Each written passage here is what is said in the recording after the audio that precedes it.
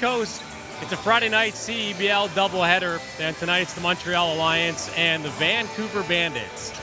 Hi everybody, welcome inside Langley Events Centre to Envision Financial Court. I'm Chris Wiggins. Well, the Vancouver Bandits, they are back home after a solid 2-1 road trip across Western Canada, capped off by a big win against the Edmonton Stingers. Now you add a couple of new faces in Jarrell Eddy and a familiar face, I shouldn't say a couple new faces, one new, one familiar face in James Karnik, celebrating a birthday today, so we'll see how those two affect this team tonight.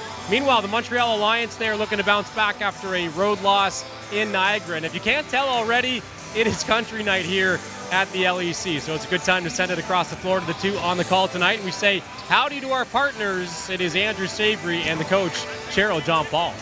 Gotta tip the cap to you, Chris. You're looking dapper as always. Dwayne Notice also not active tonight, but of course he's got the hat on as well. And Cheryl, it's the dog days of summer, but this is the Wild West tonight. It's the Bandits and the Montreal Alliance. Every game matters in the CBL, but tonight every possession is going to matter. Why? In the East, total logjam. Montreal, Ottawa, 8-10. Brampton, Niagara, 9-10, competing for those final playoff spots. In the West, Winnipeg, they've clinched, but Vancouver has a chance to do so tonight, either with a win or a Calgary Surge loss, as we'll watch that game over in Winnipeg as well. What's it going to take for Montreal to keep pace, or for the Bandits to solidify their 7th consecutive playoff berth? Well, it's really about sticking to your guns. I'm gonna just go to country reference right away. But a big part of what they need to do is just understand that in this last little stretch of the season, be who you are. They need to make sure that they know how they're going to win games and stay consistent with that effort. And as we look at the stats between both teams for either squad, few things stand out. Of course, Montreal falling against Niagara in their last contest. Bandits' big road win. What sticks out to you as we look forward to tonight? Well, we're looking at one of the most potent offensive teams in the Bandits, but we're talking about one of the stingiest defenses in the league as well. So it's really going to come down to the teams that do what they do best and how they're going to consistently do that throughout fourth quarters to have success. Looking up, pick up a big win tonight is interim head coach of the Bandits, Rance Brempong, joined now by Chris Wiggins. Over to you, Chris. Coach, big win in Edmonton after a stumble in Calgary and a couple of days off. What are you looking forward to tonight? I'm looking for consistency. I want our boys to come out with the right mindset, not take anyone lightly, and play winning basketball. And, I'll sound like a broken record with this, but we got to be willing to run on every possession, and we got to be willing to defend on every possession. Jarrell Eddy and James Karnik come in. What are you looking for from those two? I'm looking for them to contribute. I'm looking for them to buy into our culture and, be sharp and ready when their moment is called. Those two are bigs, and you guys have a few bigs already. How are you rotating everybody into the mix? Yeah, we're going to play the best 5 players, but it gives us versatility. It gives us the opportunity to play 2 bigs more often. And with Jarrell, we can move him up and down the lineup.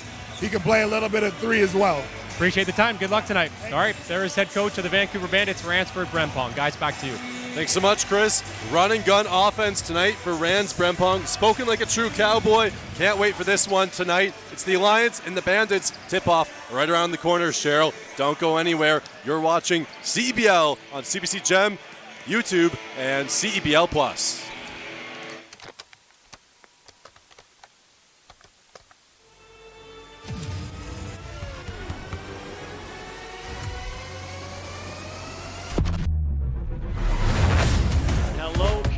Welcome to a new CEBL season. It's been amazing, Canada basketball, to put that platform and give guys an out. The crowds were bigger, the players got better, the quality of the game got better. You gotta love it, Canadian Hoops. Fasten your seatbelt tonight because we're going to have some high energy and some high flying stuff. This is a trail. This is for real. It's all that I gotta say. I'm in my zone. No shortage of emotion, no shortage of intensity as anticipated. Sliding away. What a block from behind.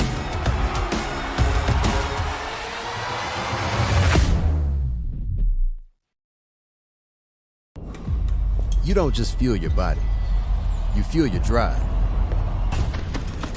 We're not here to preach hustle. We're here for the ones who show up. You know who you are. The moms who make mornings feel like magic. The runners lacing up before the scroll. The dreamers writing it down before it's real. And we're here for you. Real fruit, real fuel. Booster Juice. Fuel for what's next.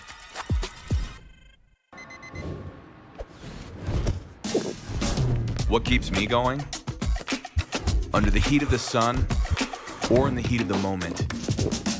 When climbing for even one more second seems like too much.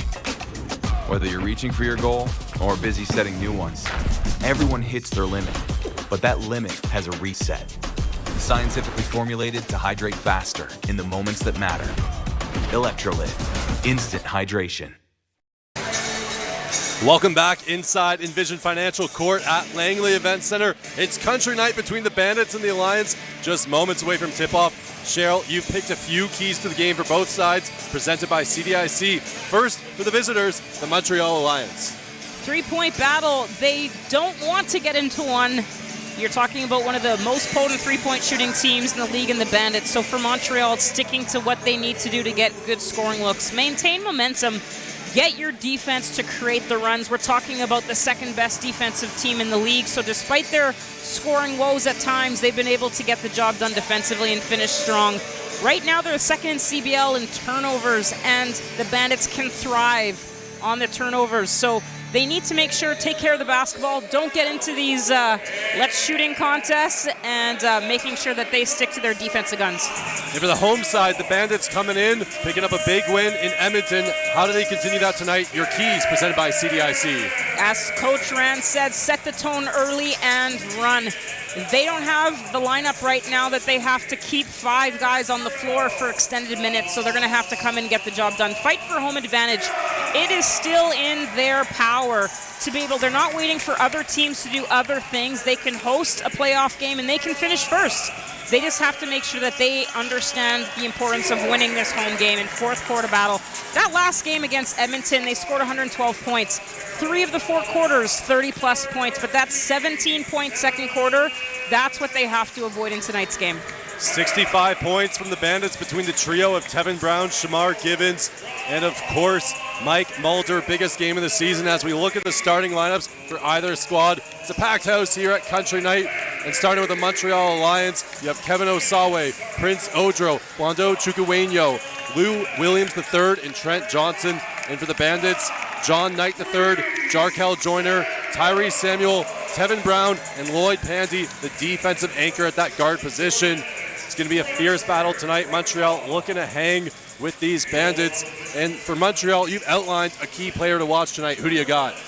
Well, we actually have someone coming off the bench tonight, Jack Hemphill. And again, he's been able to find ways to score, especially with other players not in the game. So that 11 points is going to be fairly significant, making sure that they have players coming off the bench able to contribute. But the biggest thing of his game, he averages almost 3 offensive rebounds a game. It's been an area that the Bandits are going to have to shore up, and we'll see if the additional size back into the roster is going to help with that. Got to be careful with the 6'10 force that is Jack Hemphill. And for the Bandits, you have Tevin Brown, 20-plus points in multiple games. What do you like in his style of play tonight? Well, one of the major parts of his game is that he's actually averaging 5 made threes per game.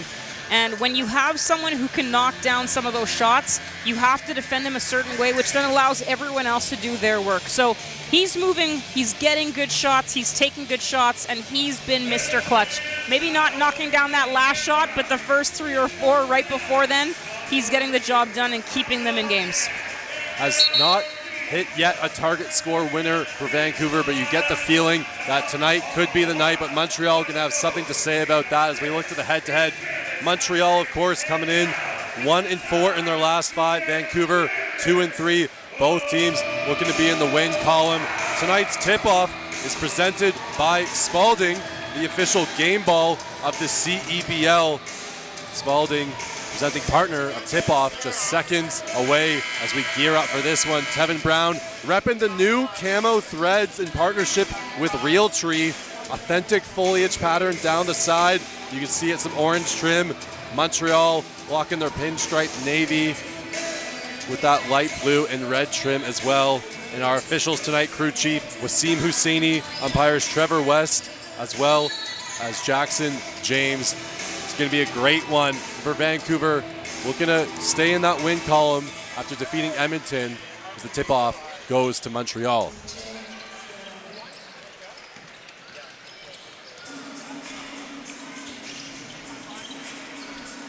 Montreal looking to strike first. Chigueño.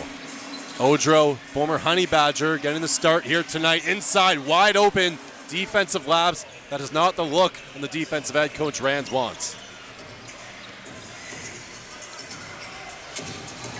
It's a Bandits team that has some good individual defenders. Still some of those miscommunications. Both John Knight III and Lloyd Pandy picked up the same player, allowing someone to get wide open on the low block.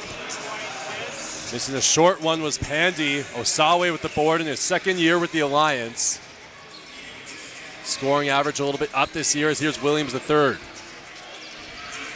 Chigueño started the year with the River Lions. Nice piece and a good pickup for head coach Jermaine Small as Odro absorbs contact. The crafty veteran, one of the all-time leading scorers in Honey Badgers history, doing damage for Montreal. Yeah, and he wasn't there in their previous game, and you can tell the difference that he makes right off the hop. That pick and roll is going to be a dangerous look. And a quick timeout. This not the approach on the defensive end Coach Rands wanted. It's a 6-0 run to start. They're going to talk it over. Don't go anywhere. Early fourth quarter action. You're watching CBL Hoops live on CBC Gem, YouTube, and CEBL Plus.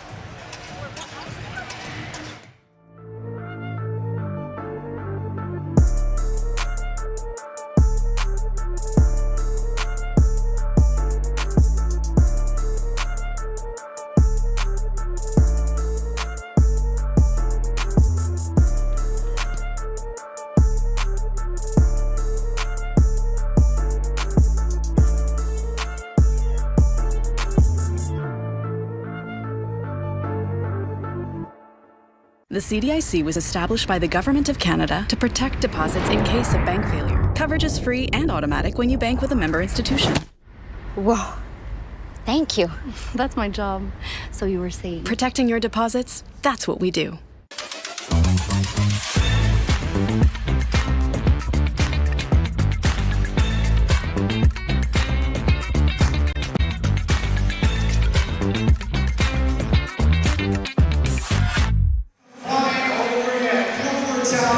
Welcome back inside Langley Events Centre. Not the start Vancouver was looking for, as it's a 6-0 run.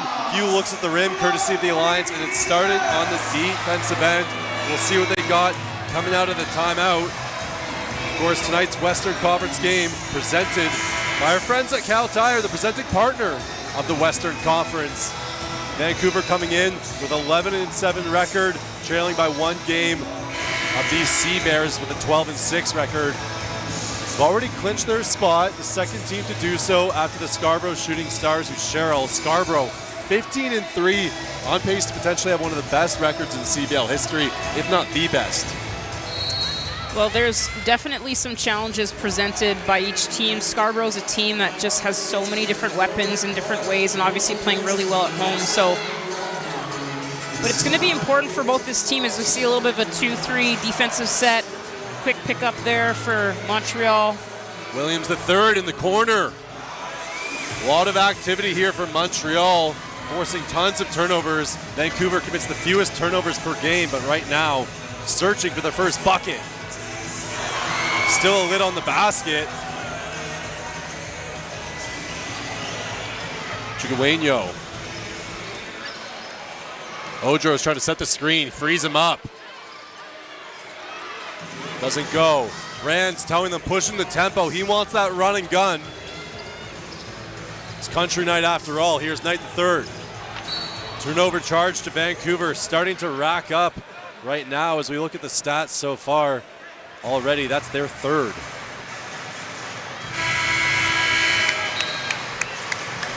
The way the schedule works for the Bandits, they go from 2 or 3 games on the road, having to quickly change from team to team to team, and then you get 5 or 6 days where you have a chance to get ready for one opponent, and a little bit of this is maybe just a little bit of game rust.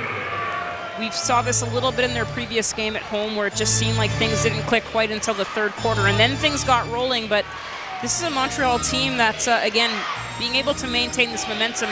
So far, they've been able to get 3 scoring looks in the paint, and it's looked like pretty easy scoring. Gibbons recently checked in. Chukwuemeka dials it up from deep. It's front rim. Parolin's also into the game. Gibbons, 20 points in the last contest into Samuel. Shamar. Looking for the blow-by. Has to reset Tyrese. He's been working on that 3. Doesn't fall. Montreal holding the Bandits to a goose egg. Johnson started to cool off for the Alliance. Can Vancouver respond? Dom Parolin back in, so as Coach mentioned, going to this 2-big lineup. We'll see if that allows them to get some easier scoring looks in the paint. Andy tripped up. Johnson trying to keep him in front. First foul charge against the Alliance. Andy's starting to get a feel for this offense, signed earlier. Of course, teammates over in Germany with Tevin Brown. They play with the Blackjacks as well as in the Bundesliga this past year. Here's Brown, open from 3. Nails it. Tevin Brown, he's still feeling good just like he was in Edmonton. That's a great scoring look to get him going and the team going, but again, it needs to start from their defensive effort. Coach wants them to run. They can get those exact type of scoring looks with a little bit more tempo, a little bit more pace. Hemphill, your player to watch, recently checking in. Has the mismatch on Shamar. Chukwuemeka doesn't go. You can see Brown picks up the steal. Wide open. Tevin Brown misses the wide open two-handed dunk. He'd love to have that one back. And now the lapse at the other end presents an odd-man opportunity. Well, even the flamethrower. Tyrese won't make the same mistake, though. He needs to make sure to get that one done. One hand for safety. I was going to say 2, but nothing safe around these parts. Hemphill, he can hit that. Indeed, he does. A 6'10 stretch 5. Dialing it up. Steps on the floor. Johnson comes off. Knocks down his first great scoring look. And that's the pace you were talking about. Pandy didn't make that first pass, just went right to the rack. Vancouver stuck 4. Chukwuemeka searching for Osawe. Driving. Blocked by Pandy. Great D. Over to Brown. Wants it. Sidestep. Samuel's fighting for it. Resets. Shamar. Spills out. Another board for Samuel. Blocked by Hemphill. Williams III keeps it alive. Hemphill making an impact. Showing exactly why you picked him pregame, Cheryl. Those players that have moments, and here he goes. Cue it up. Tyrese with love from Montreal. Showing his hometown. You could have had me.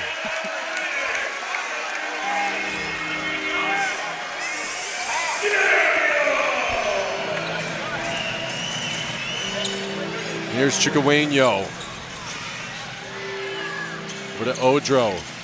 Bandits now only down 2. Parolin all over Odro. And a steal for Vancouver. Pandy pushing the pace. Inside, decides to go all the way. Can't finish with the left. Brown.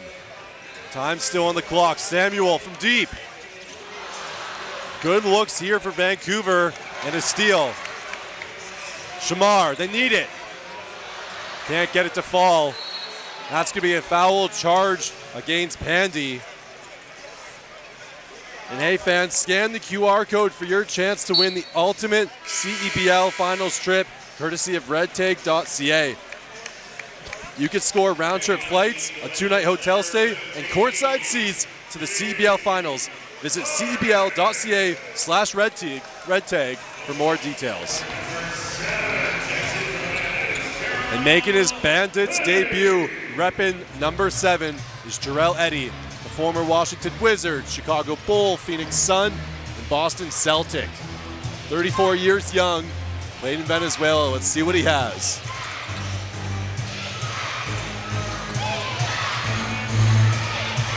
Bouncing around.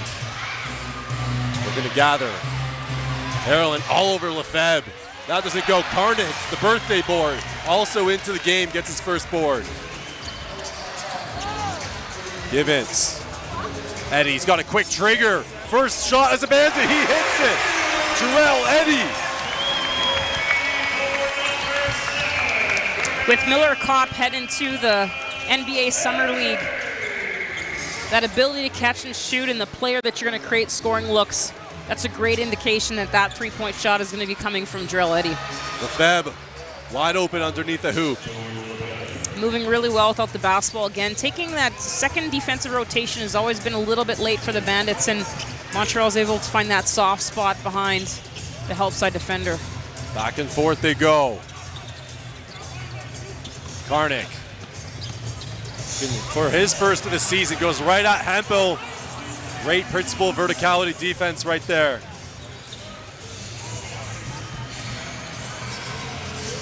Carnick, strong side rebound. Shamar. Here's Parolin, open from three. Doesn't fall. Good looks here for Vancouver.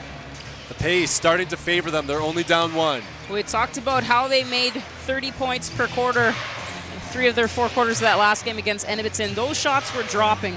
Talked about 3 or 4 players shooting 50% plus from the three-point line. But why not one of those? There he is. Welcome back from representing your national team, Mr. Birthday Boy. Gets his first on the board. Coach Small wants to talk it over. Bandits get the lead back. And Chris, you've been hanging around the sidelines. What do you got for us?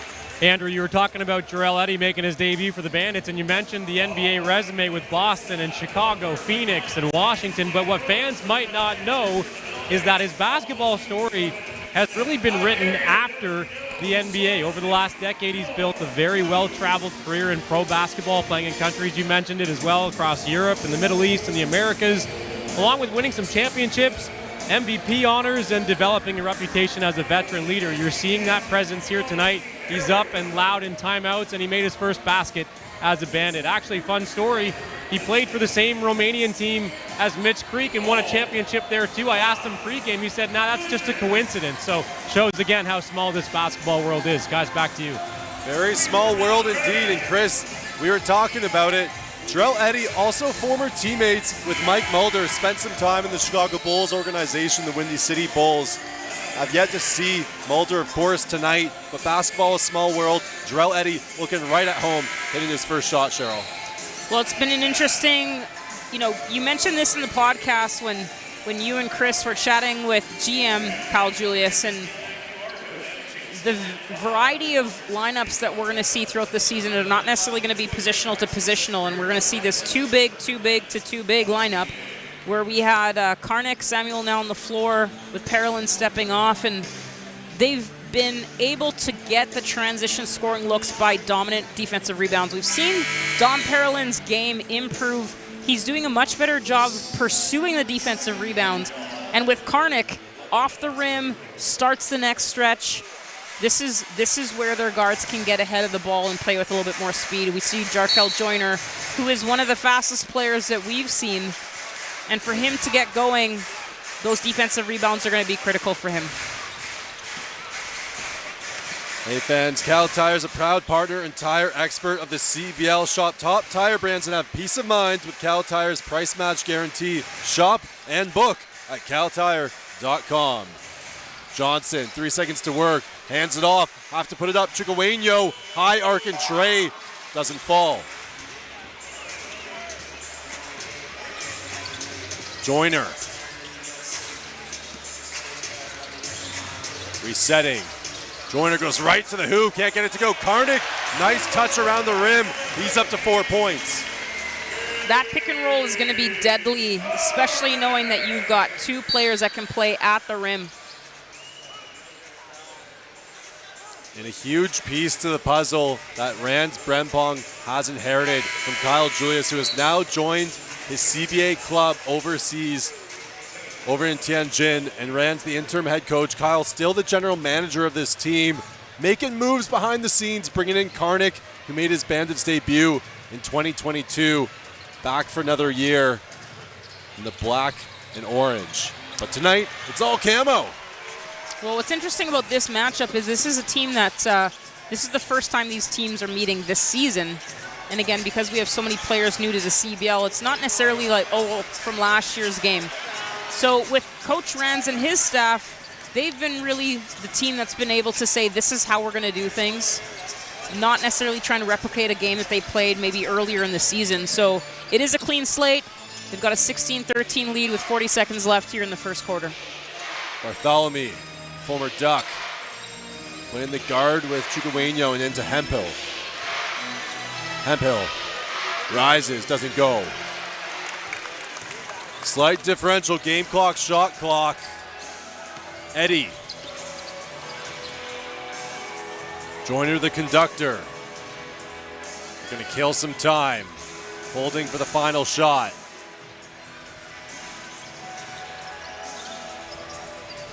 Jarkel, blow by Jarkel. Takes some contact. Carnick's there. Can't get it.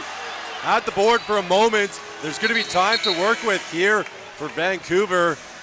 Looks like it's going to be about half a second. But the offensive activity around the rim, Vancouver, not a great rebounding team. You can see the immediate effect of what a James Carnick brings you. Jarkel Joyner being able to play with speed doesn't necessarily have to finish everything. Carnick does such a great job of timing, and that's probably where Dom Perlin can just really watch and learn how quickly Carnick gets into some of those situations. Jarrell Eddy, a buzzer beater, making himself well known around these parts. And howdy, partner, that's one way to end the first quarter. Vancouver up by 6, 19-13 over the Alliance. Don't go anywhere. Second quarter action right around the corner. You're watching CEBL Hoops live on CBC Gem, YouTube, and CEBL Plus.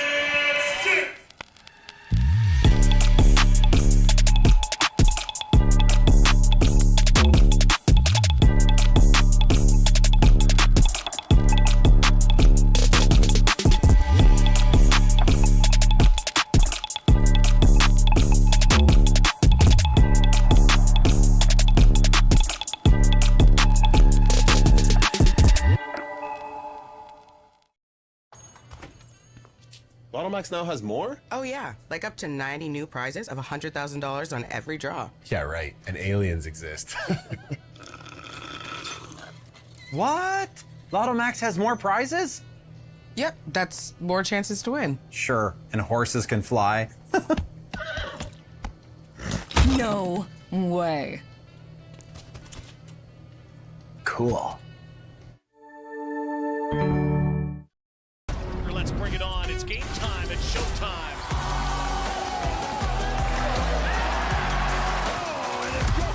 Nick Hornsby. Here's Oakland for the win. You gotta love a Canadian hoops. Two hands. Me. Oh, what a block from behind.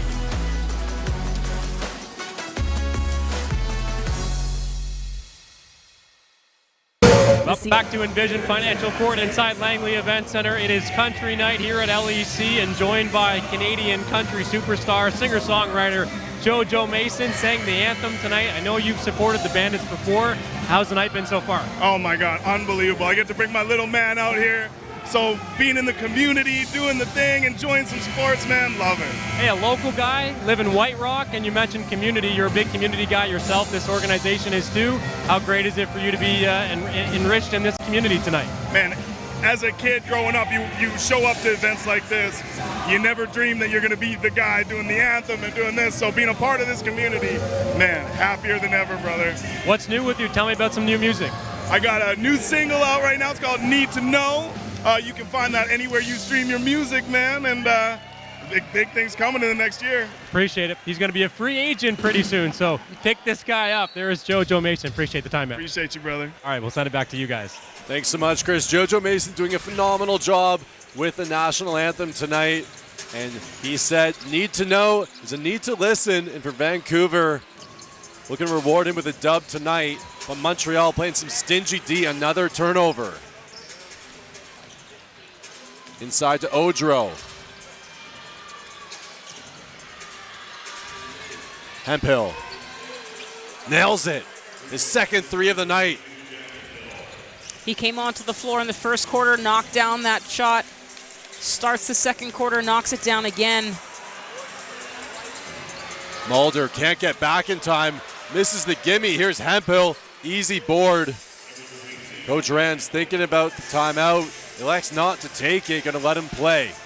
Sloppy basketball for Vancouver, great D from Montreal to start the second. Pandy, run on Hemphill, gets to the glass. Crafty move from the former Carleton Raven inside.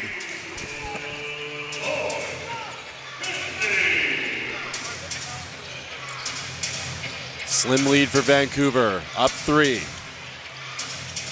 Odro, big height mismatch on Mulder. We're going to use that physicality, gets right to the cup, draws the and one. Prince Odro, one of the most productive bigs on the glass and in the scoring column in CEBL history. The veteran showing exactly why he's a big late season pickup for this Alliance group. Like we said pregame, Cheryl, tied with Ottawa in the standings, 1 game behind both Niagara as well as Brampton. And who knows, Prince Odro could lead him to the postseason. Well, this is some of the matchups that they're hunting. Mulder, Hemphill looked to attack that matchup in the first quarter. Odro goes to that in the second quarter. It's just one of those rotations, and John Knight, the third, comes in part because he's able to manage some of those post-up guard type of situations a little bit better than some of the other perimeter players, but a little bit lethargic on the offensive side again to start this quarter. You know, the first 2 or 3 minutes, in part because they've been jockeying around so many different lineups. Sometimes you don't know who's supposed to be the engine of the lineups and kind of make some assumptions about perhaps it's that guard or maybe it's going to be this forward. And so, you know, that might be some of the biggest challenges that the Bandits have over the next several games as they head into playoffs, is just trying to figure out who do they want to start games with. Quarters is going to be based on matchups. Is it about tempo? If you want to run, maybe this is not the right lineup for that, but you're kind of in the phase of the season where you need to tweak, but you need to figure out solutions a little bit faster than 3 or 4 minutes into it. Because when you're playing a team like a Scarborough, for instance. That's going to be a foul charge. Looks like it might go against Pandy. We'll await the call as he was fighting for it with Odro. Indeed it is.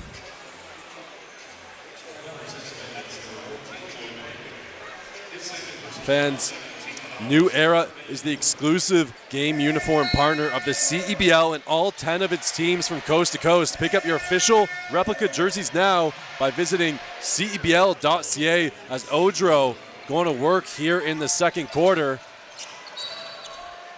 Scores another basket and Montreal has clawed back the lead.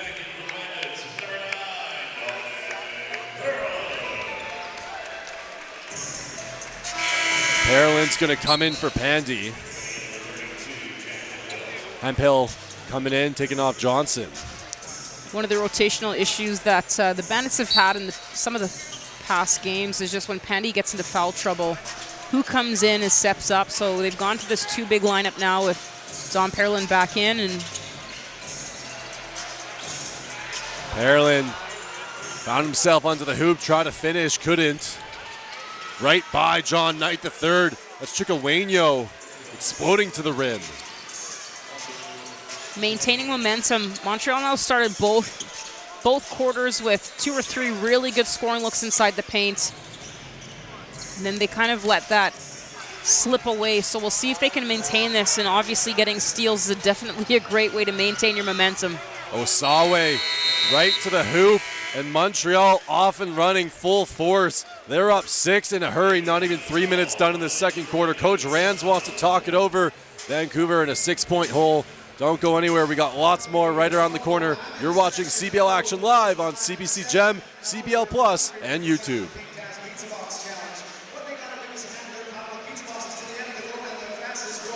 The CDIC was established by the Government of Canada to protect deposits in case of bank failure. Coverage is free and automatic when you bank with a member institution. Whoa. Thank you. That's my job. So you were saying. Protecting your deposits, that's what we do. The CEBL, Canada's Pro Basketball League, and redtag.ca. brings Canadian basketball fans a chance to save up to $300 off on vacation bookings all season long with promo code CEBLFans. I wonder how our mascots would spend their time on vacation.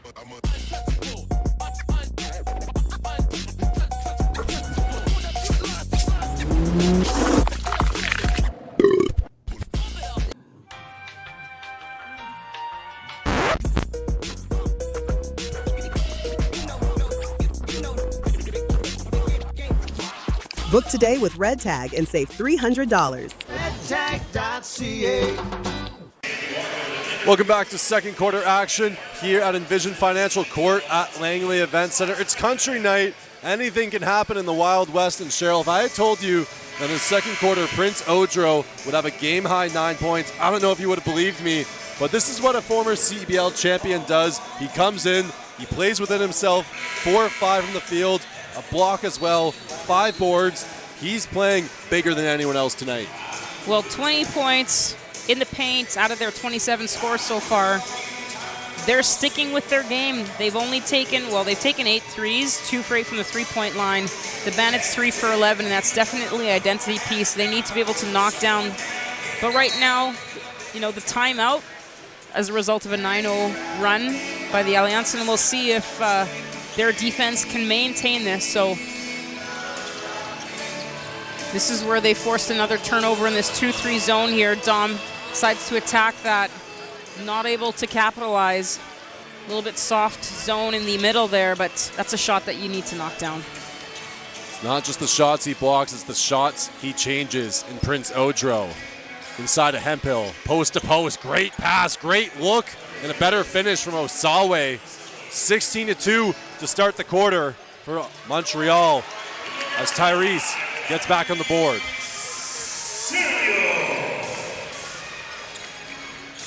Bandits have this philosophy of switching quite a few of the screens.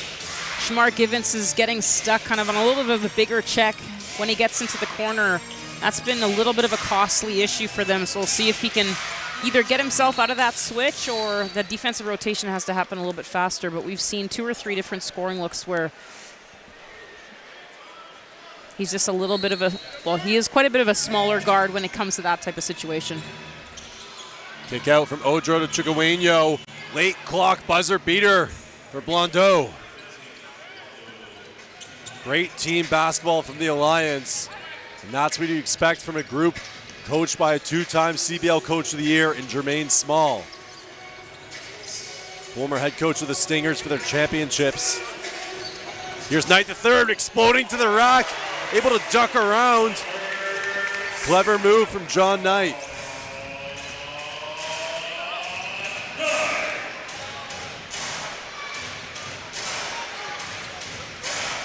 Knight III.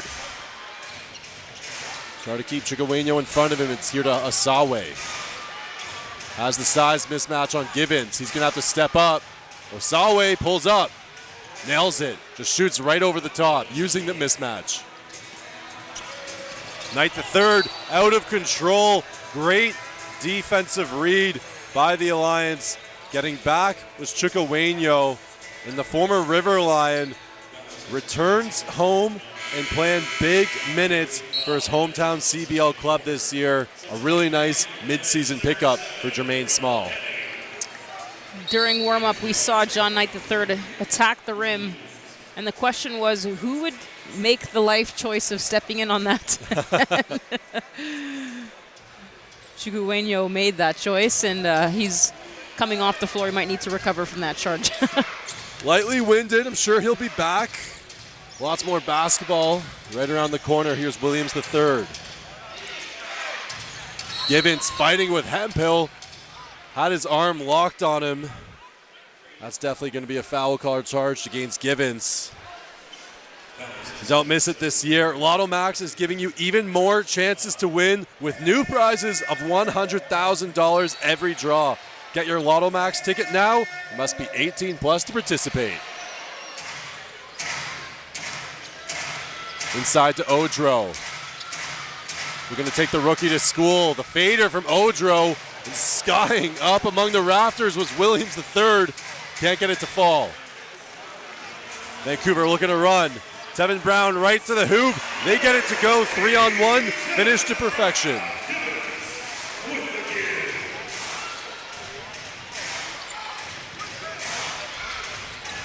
Down 7. Hemphill open onto the hoop, just carving up the Vancouver defense. Nothing Givens can do. Well, between Mulder and Givens, I would take either smallest or leanest guards. That's been a situation so far in this first half. It'll be interesting to see what defensive adjustments the coaching staff make.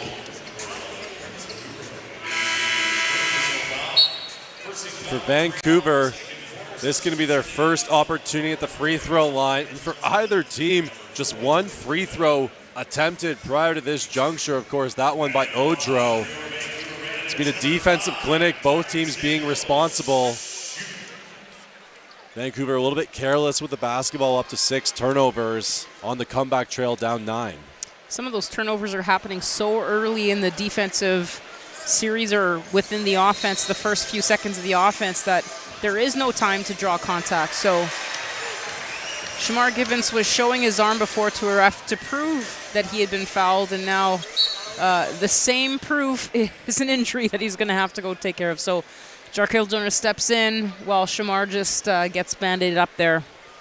And we'll see if we can see a tempo change with Joyner. Samuel misses both. Rare empty-handed trip for the pride of LaSalle.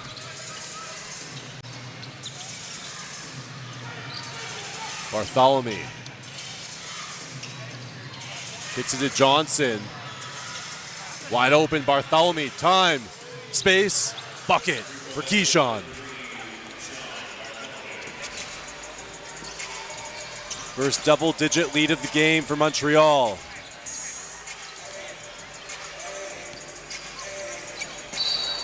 Brown gets tangled up with Williams the third. They're going to call an offensive foul.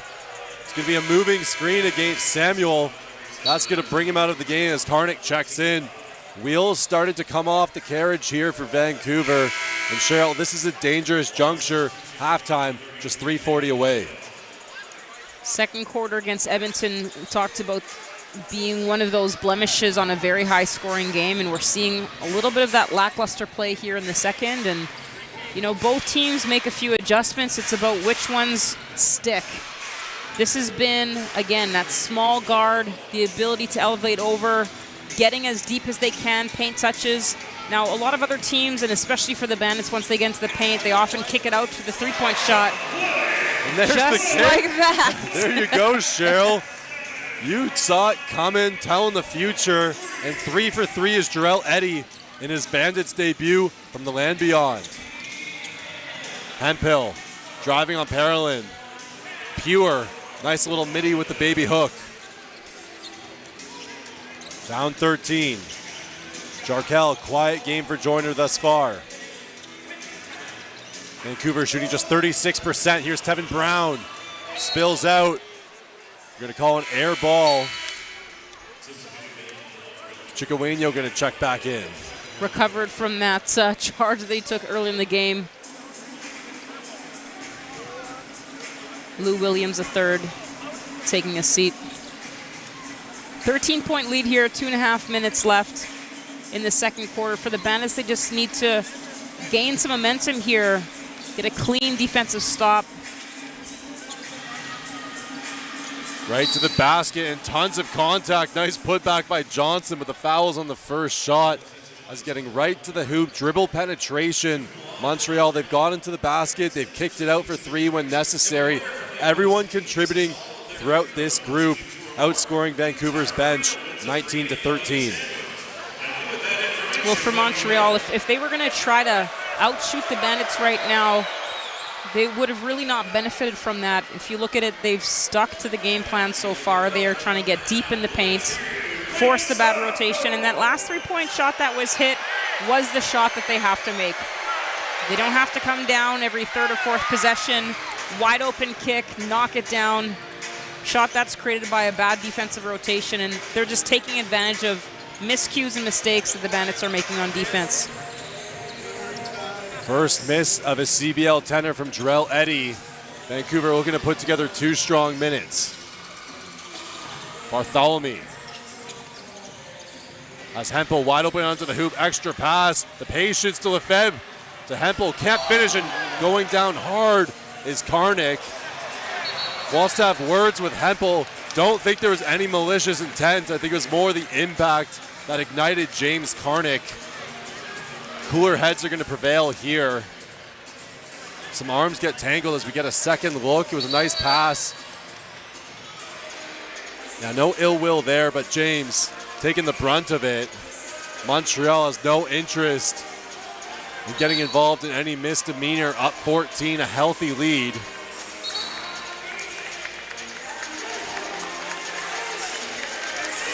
As both teams are going to regroup and head back to their bench. Going to talk things over. Right now, a 31-point scoring outburst for the Alliance thus far in this quarter, and we still have 2 minutes to go. Bandits are going to have to decide what they want to do with this. They get a little bit of a reprieve here as the officials are talking about this. So challenge, defensive rebound, pulls his arm down. Karnik didn't love that.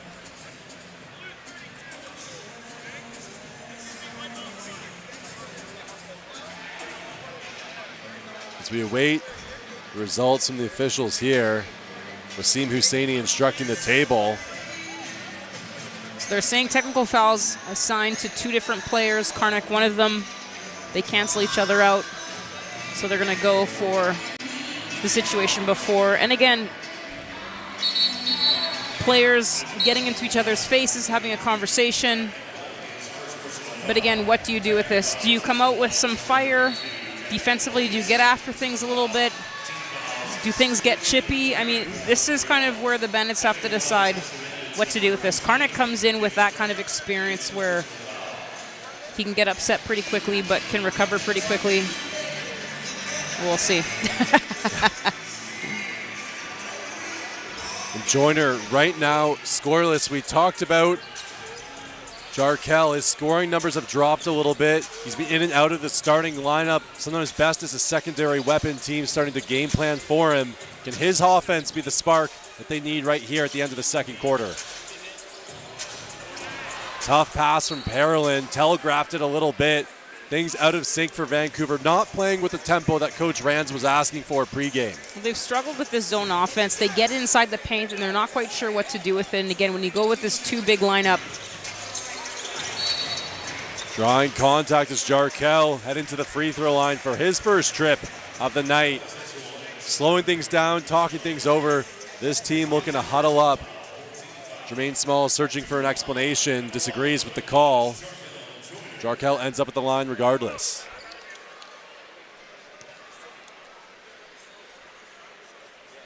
It's the first.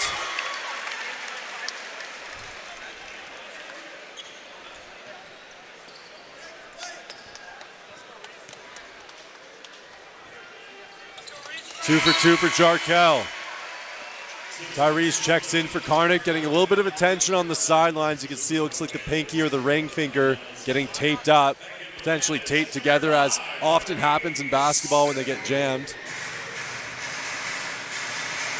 The Vancouver mount a defensive stand here. It's been all Alliance in the second quarter. Karnik going to come back in after a tape job. Bartholomew wide open, not the man you want to leave open. Osawe fighting for it. Parolin gets the board. Minute and change. Jarkel, step back. Tapped around. It's going to be last touch by Parolin. Empty trips for Vancouver. You know, we talked about Jarkel Jr.'s struggle on offense. It's a prime example where earlier in the season he had the space to get to the rim. That time, he's on his way in. Dom Parolin doesn't have enough time to get out of the way, and it just kind of jams things up inside. So this 2-big lineup has its benefits defensively. The rebounding part is obviously great, but we've seen earlier in the season when Tyrese Samuel tends to steal the ball, he'll bring it up himself and get things going. Karnik, big to big. That's a nice two-man action that started on the perimeter. Samuel feeds Karnik. Can they get a stop and get it within single digits? 35 seconds left in the second. Odro against Brown. Has some space. Wants to post up on the block. He gets there, rises with the hook. Doesn't go. Vancouver, time to work with. Karnik on the catch. Gets it. James Karnik willing his hometown club back in it. Welcome back to BC, James. Chigueño right to the hoop, throws up a wild shot. He's going to get called for the travel. This Bandits group starting to get some energy. Karnik imploring the crowd. He says, let's turn this place up a notch.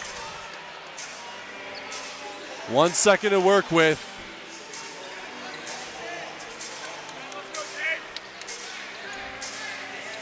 Up court to Jarkel, throws it up in the prayer. Doesn't go. Vancouver down 8, heading into halftime. A nice sign of life at the end of the second quarter, but still a long way to go, down by 8. Well, one of the things that we hadn't seen a lot in that quarter in this half, 3 or 4 defensive stops in a row. It should not take that many times up and down the floor for the Bandits to get multiple defensive stops, and all of a sudden, then you see themselves go on an offensive run. So it really is the defense, not just the defense, but consecutive defensive stops is really where they thrive. They can get their inside scoring looks. That's where Tyrese Samuel often gets his best scoring looks, when the game is just going with speed and with flow. So some things to talk about at halftime for both teams. Montreal in a great situation now with an 8-point lead. Can they do the work to maintain it will be the question. Looking to do the work and being led by someone who came off the bench tonight, number 32, Jack Hemphill, with 12 points, couple boards as well. Chris joined now by Jack Hemphill, our player of the half. Guys leading his team, you guys exploded in the second quarter. What changed offensively for your group? I think we got in a really good rhythm by just getting stops and then try to expose like they're switching on offense for us, and then just getting good shots, man, working the ball around, taking the right shots, playing within ourselves, playing together. You've been very efficient from the floor. What's working offensively for you? Made my first 2 threes, which is always nice, and then just trying to get easy ones, like getting the right shots for me, trying to get easy ones around the basket off their switches. That's been what's working. Little chippy there with James Karnik. What happened? It was a basketball play, and I was like, yo, like, I didn't mean to push you, and I don't know what he was thinking, but, you know, he got each other's face a little bit, but it's all good. All right, good luck in the second half. Thank you. There is Jack Hemphill leading his squad tonight, 12 points so far. Guys, back to you. Thanks so much, Chris. And coming up at the half, we got tons of content for you. We are going to be rewatching the CEBL top plays from the last week. Chris is going to interview Alliance head coach Jermaine Small. We have first half stats. We're going to revisit Cheryl's players to watch. Don't go anywhere. Montreal ahead by 8. You're watching CEBL action live on CEBL Plus, CBC Gem, and YouTube.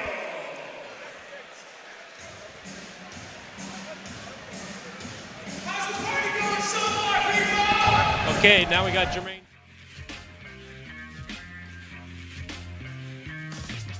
Didn't see who that was. It's going to be Jack getting the bucket. Then Trey King was the guy making the cut. Nice cut from King. Here's a shot from Nallins, and Hildebrand with the loop.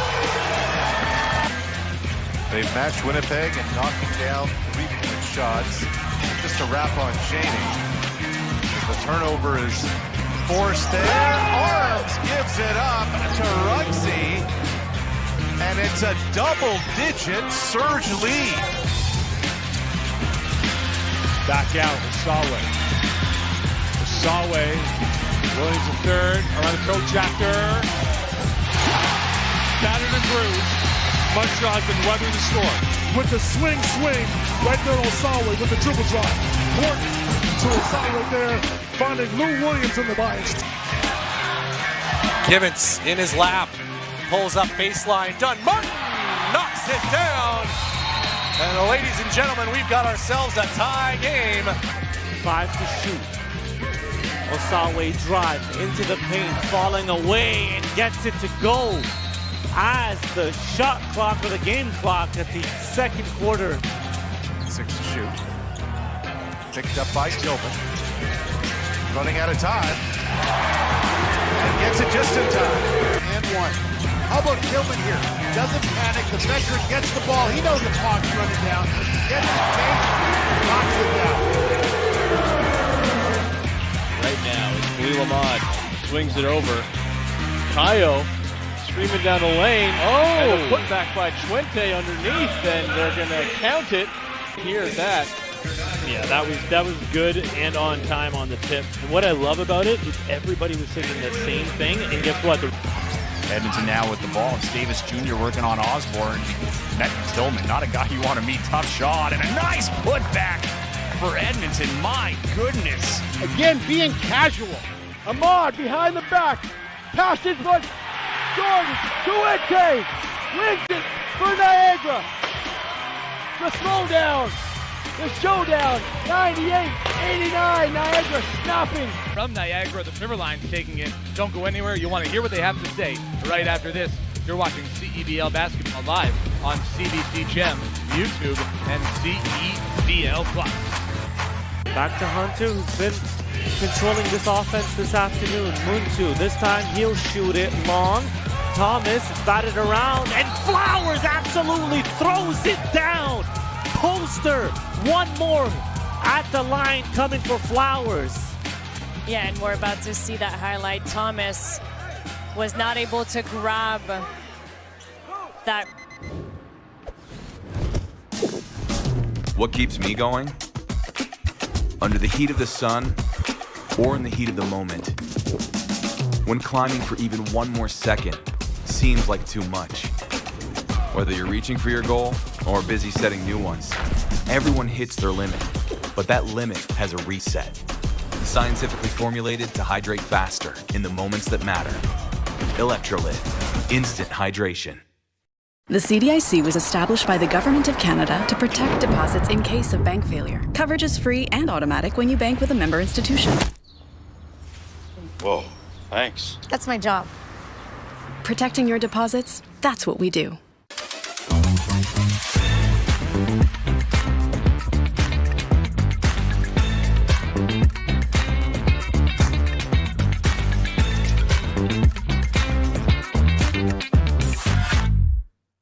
Let's bring it on. It's game time. It's showtime.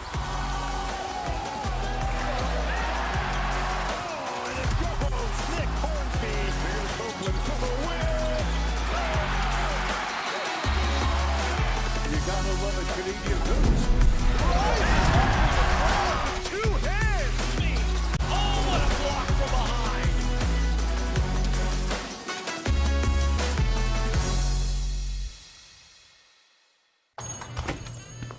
Lotto Max now has more? Oh, yeah. Like up to 90 new prizes of $100,000 on every draw. Yeah, right. And aliens exist. What? Lotto Max has more prizes? Yep, that's more chances to win. Sure, and horses can fly. No way. Cool.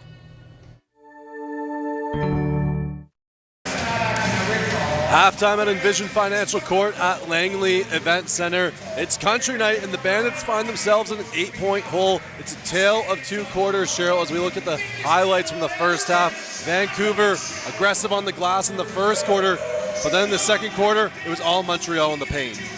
31 points in that second quarter. Definitely a situation where they are sticking with their game plan. That's what we heard John Peghill say right before the team headed to the locker room. The ability to stay in their game, looking to get paint touches. 28 of their points are coming from in the paint, so it really is a team that is finding their ways. But on the other hand, with the Bandits, we've seen some new faces. Karnak coming in, bringing in some energy, some intensity. Jarrell, Eddie, first time we're seeing him in a Bandits uniform, 9 points for him. So the newcomers are getting the job done. It might be the returners, faces that we've seen throughout the season, that really need to step up their offense and defensive games. Certainly need to prevent that drive, as we saw Chigueño has been able to get to the rim. Bartholomew dialing it up from deep. Osawe. And checking out the stats for either squad as we look at how they performed in the first half. They've traded turns at getting big on the offensive glass, but Montreal, extra hands, sending multiple players to the boards has really helped them have that big second quarter. Well, an 11-0 run that they had, all of a sudden you look up at the score and they're up by double digits. So they really maintained the little things that were going well, showing that 2-3 zone every once in a while to throw things off. they're just messing around with the timing and the structure that the Bandits are trying to get to be able to score. So far they've kept the Bandits off kilt. They've been able to stay unbalanced, and if we look at the stats here for the first half, big thing that steps up is these are not normally the offensive stat lines that we see from the Bandits, and obviously Montreal, despite their scoring woes this year, they've been finding ways to be very efficient on offense, and that's something that's been definitely allowing them to maintain this lead. Montreal, the lowest scoring team in the CEBL heading into tonight, right around 87 points a game, and the Vancouver Bandits, the top scoring team, 112 against Edmonton, nowhere close, on pace to meet that mark tonight.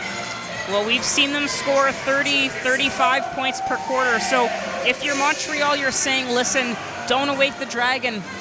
They may have just had a slow start for a few days off, and we're not saying necessarily fully off, but again, being able to get ready for games and having a week of structured practices is a little bit different. So we'll see which team steps onto the floor going into the second half. A lot more basketball right around the corner. Don't go anywhere. Plenty of action. You're watching CEBL Hoops live on CBC Gem, YouTube, and CEBL Plus. At Cal Tire, we're here to drive the best value around with free rotations, price match, 0% financing, and free flat repairs. We take care of it all for the life of your tires. Chat with our team at caltire.com.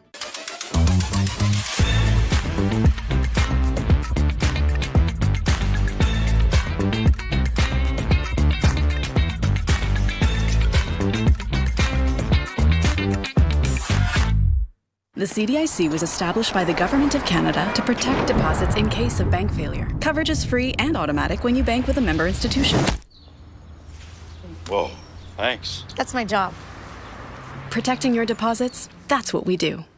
The CEBL, Canada's Pro Basketball League, and redtag.ca brings Canadian basketball fans a chance to save up to $300 off on vacation bookings all season long with promo code CEBLFans. I wonder how our mascots would spend their time on vacation.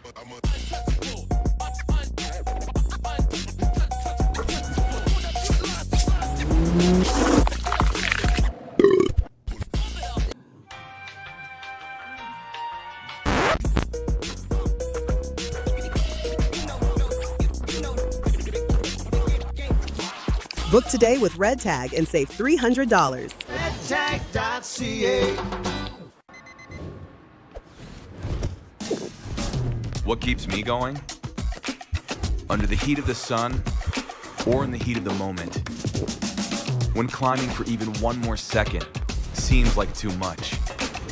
Whether you're reaching for your goal or busy setting new ones, everyone hits their limit, but that limit has a reset. Scientifically formulated to hydrate faster in the moments that matter. Electrolyte, instant hydration.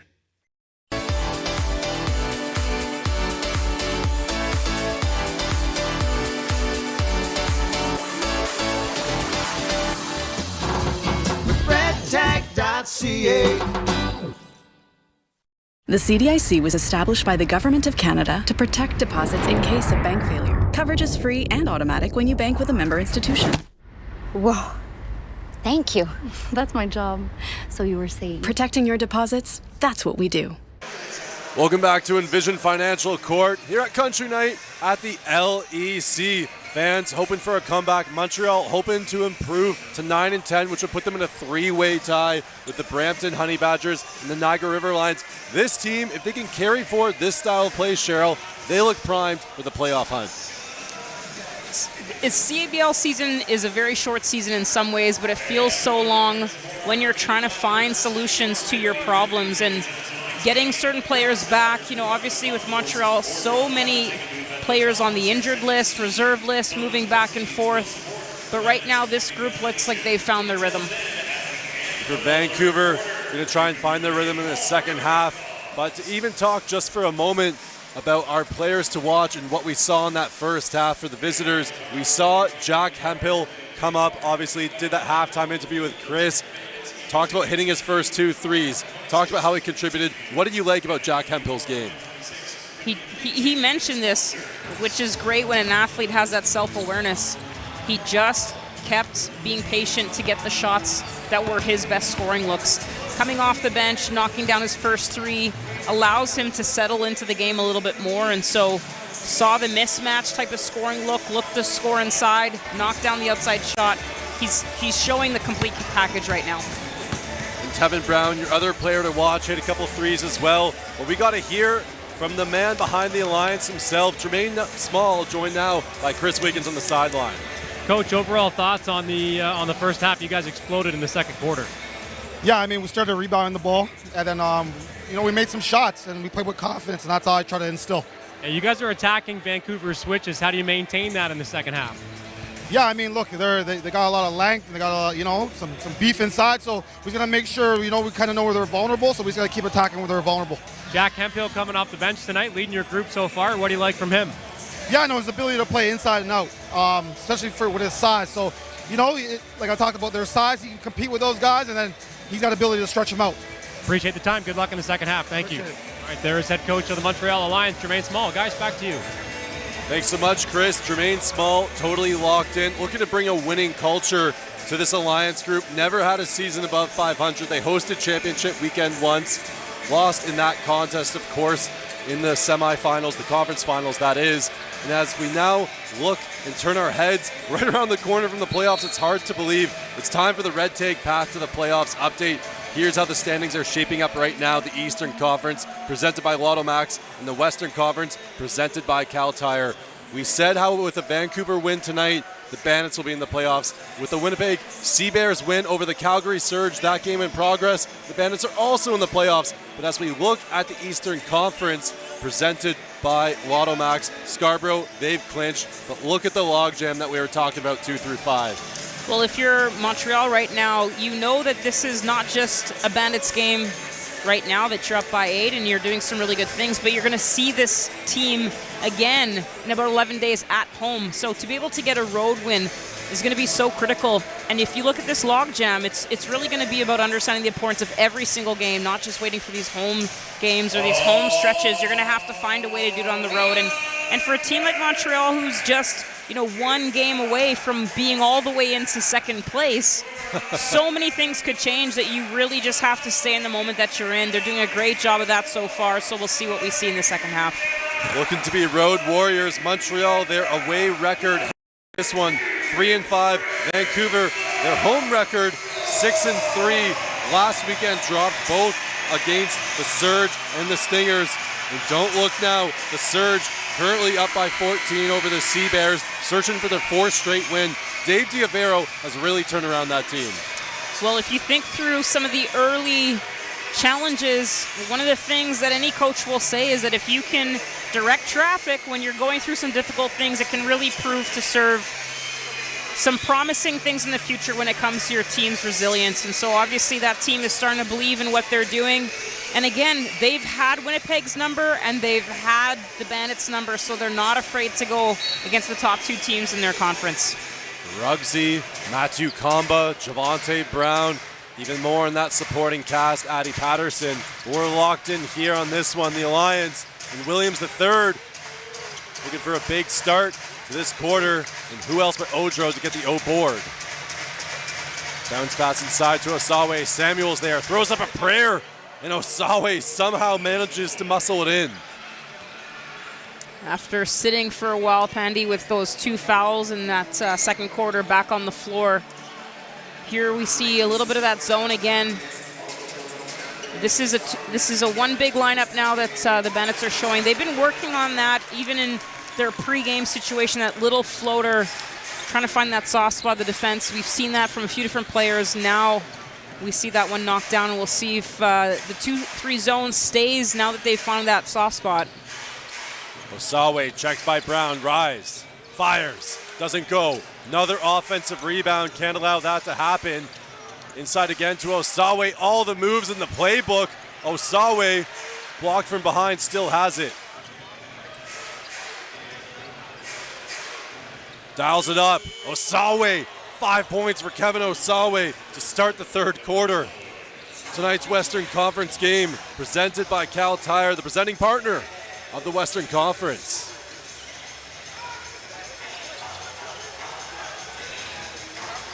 Samuel spin cycle right to the hoop, finishes the lay. We've seen him hunt that matchup. We know he loves that spin move. It's a great scoring look against the zone.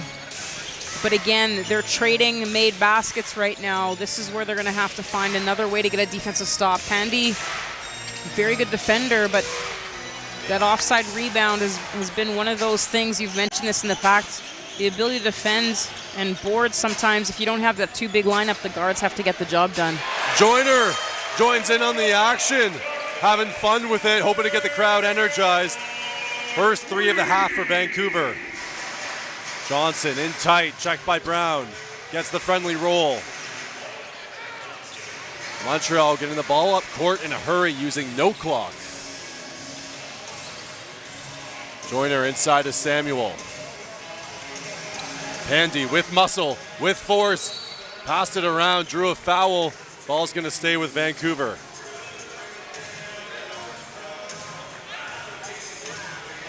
In that Edmonton Stingers game, 3 players had great three-point shooting games. Joyner was not one of them. Shot 1 for 6 from the three-point line, but good for his confidence in this game, especially at home, to knock it down in front of the home crowd. Knight the third, 8 seconds to work with. Exploding to the hoop, throws it up. No call.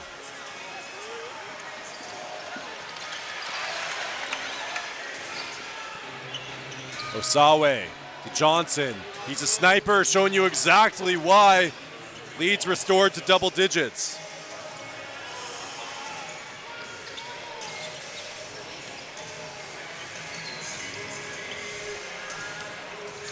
Joyner looking for his second three of the half. Can't get it.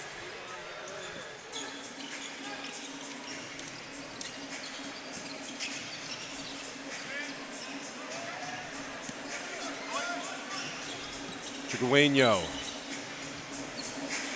Osawe, he's been a force. Tough matchup for Jarkel. Bats it around. Williams III has to get it up in a hurry. He does. Williams III. Tough three, better finish. Jarkel pushing the tempo a little bit. Brown finishes the layup. Tevin Brown. Hey, Bandits fans, you got to keep bringing the energy every night. You can be part of it this season. Tickets are available by scanning the QR code or visiting thebandits.ca/tickets. Odro with force. The putback. Prince Odro, his best game in an Alliance uniform.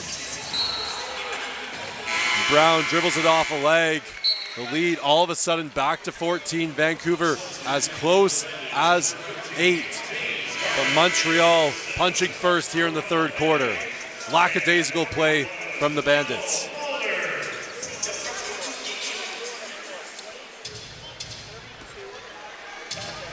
Getting to that point where you don't have a lot of clock to work with here.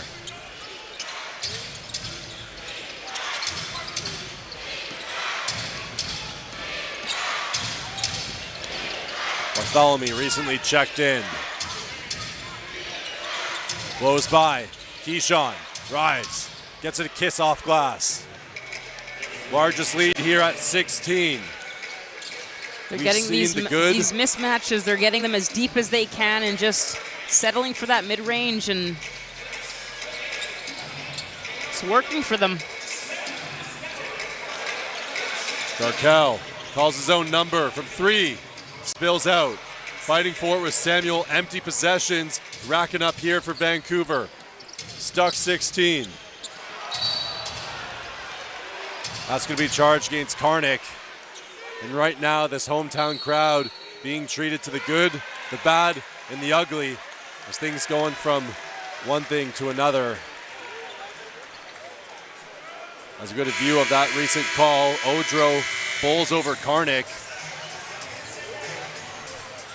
Odro had some extracurricular conversation there and gets teed up. So that's why you see, despite the call on Karnik, the Bandits will be shooting free throws, and then we'll go from there. Don't go anywhere, folks. We got a quick break and free throws right after the jump. Bandits down 16 The Alliance onslaught continues. You're watching CBL action live on CBL Plus, CBC Sports YouTube, and CBC Gem. You don't just fuel your body, you fuel your drive. We're not here to preach hustle. We're here for the ones who show up. You know who you are. The moms who make mornings feel like magic. The runners lacing up before the scroll. The dreamers writing it down before it's real. And we're here for you. Real fruit, real fuel. Booster Juice. Fuel for what's next.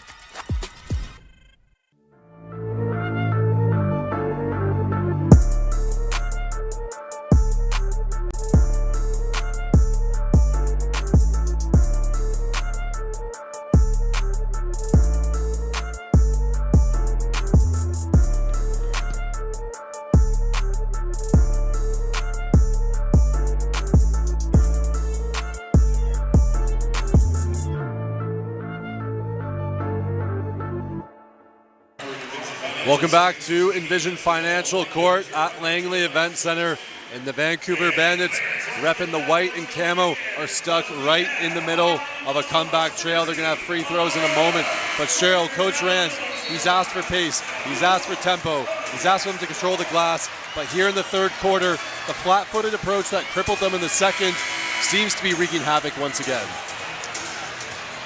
You're going to have to decide how you want to try to win this game for both teams. If you're the Bandits, do you want to believe that your defense can get you back in this game? Is it going to come from the three-point line? They seem to be searching for different offensive solutions every single time down the floor. If you're Montreal, can you stay disciplined enough to maintain what you've been doing? The little bit of a run there, they're letting the runs fall very short. The Bandits are able to build very little momentum, and again, now we have this lineup. Prince Odro has been a force inside with 11 points.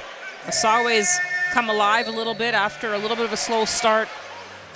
13 points for him and 12 for Jack Hemphill, who again hasn't scored in this second half yet until he knocked down that mid-range jumper. And the players are just staying within their game, and they're getting the best scoring looks for themselves. And it's something that, again, every time that there's a new piece in the roster, the Bandits seem to lose a little bit of a how are we trying to do this? And again, especially if the three's not dropping. As Williams III gets right into the grill of Mulder, and a turnover from Gibbons turns into 2 points the other way. We saw him sky for that board earlier in the game, and he definitely uses his ability to get in the air, to shoot over sometimes not even the smaller defender, just the defender that's on the floor. Bartholomew hits the deck. Eddie stops the fast break. Keyshawn wants an explanation. Eddie stopping the ball, and right now when you're down by this much, dangerously floating around a 20-point deficit, you're forcing players to score in bunches. You're forcing your team to hurry up the offense. And right now, Vancouver playing out of their system and unable to convert on the opportunities that they have had. Well, if we saw who typically has been shifting the momentum for them in previous games, Tevin Brown has been one of those players being able to come in. That last home win, hit 2 or 3 big shots in the fourth quarter just when it felt like the game was getting out of hand. So not on the floor right now. 2 new faces. Bartholomew wide open. Time, space in the bucket for Keyshawn. Rands wants to talk it over. His Bandits group stuck 22 right now. And they got a leaky gasket because they're just bleeding all over the place. And Montreal, they're hunting right now. They smell that blood. They're right in the middle of the playoff push. And they just want this ball game a little bit more. Well, in some ways, earlier in the season, we saw this when the Mamba were kind of the team that wasn't doing as well, and the Bandits had a little bit of a lackluster approach to that roster. I would say similar here, where the Bandits seem to be forgetting that they're playing a team that's playing for their lives.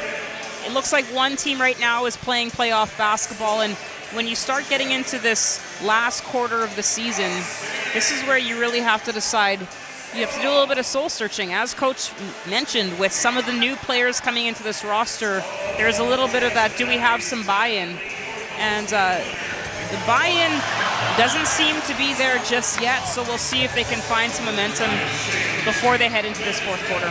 It is not hyperbole to say that this is the most crucial 4-minute period of this game. And Chris, you had your head right in the middle of that huddle with Coach Rands. What do you got for us? Not a great scene on that side of the floor. Coach Rands, that's about as angry as I've ever seen him, saying to these guys, I thought you were ready to play. Why isn't anybody showing me effort? And why can't I get 5 guys on the floor at the same time that can work together? I've yet to see that tonight. So he tore a strip off them, and for good reason. Guys, back to you. Thanks, Chris. And the trio, those 5 players that he's looking to play in unison, it's Jarrell Eddy, Shamar Gibbons, Tyrese Samuel Karnick, and Mike Mulder. 4 minutes to try and secure their 7th consecutive playoff berth. It's a long road back, down 22. Inside to Karnick with a 2-hand flush. They're going to need more of that, but it's not the scoring. It's all the defense right now. Now that is a zone breaker. Some great high-low action. This is probably the most experienced Bandits lineup that we've ever seen. Mulder, Eddy, Karnick. You have players that have played NBA experience, national team experience. Let's see if the old guys can get the job done. Here's the pace push inside to Samuel. He gets it to go. Vancouver crowd starting to get into it. Those have been 2 of the easiest scoring looks that the Bandits have created so far. And again, unselfish play, Coach Rands, motivation, check mark. Williams the third, crossover, gets him in a blender. Johnson, he can hit that. Eddy flies by, they get the board. Gibbons, up tempo here, Shamar. Samuel, right by Odro, pulls out the Euro, draws contact. He's going to head to the line for 2 shots. Tyrese Samuel looking to lead his squad back in it. And guess what? If you're living in Montreal, you got to bring your crew and experience a game day like never before. Get Alliance tickets by scanning the QR code or by visiting alliance-montreal.ca/tickets.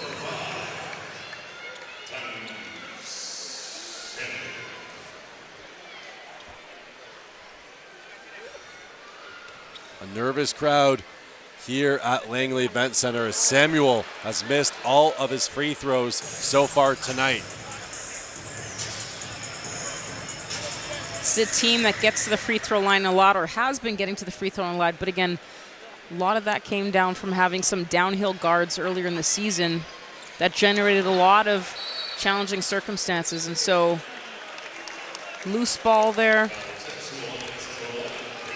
Odro picks up that one. Bandits will maintain possession here. Really good 2-minute stretch. Dom Perlin back on the line. And more importantly, Odro picking up his 4th personal foul there. That could be a storyline to see if the inside presence of Perlin, Karnick, and Tyrese Samuel can potentially take advantage of a smaller lineup. Shamar Gibbons giving them what they need. Hits the 3 and picks up full court. Perlin, the lone rookie on this veteran 5 for Vancouver. Osawe looking to drive. Chukwuemeka. Hesitation, throws it up. Perlin shuffling over, felt the shoulder. Good awareness by Chukwuemeka.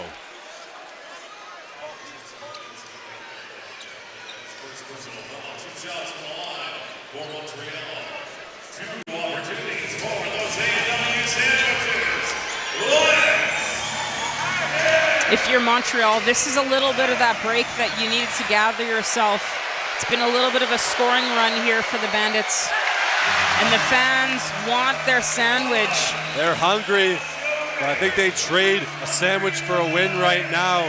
They want postseason basketball at the LEC.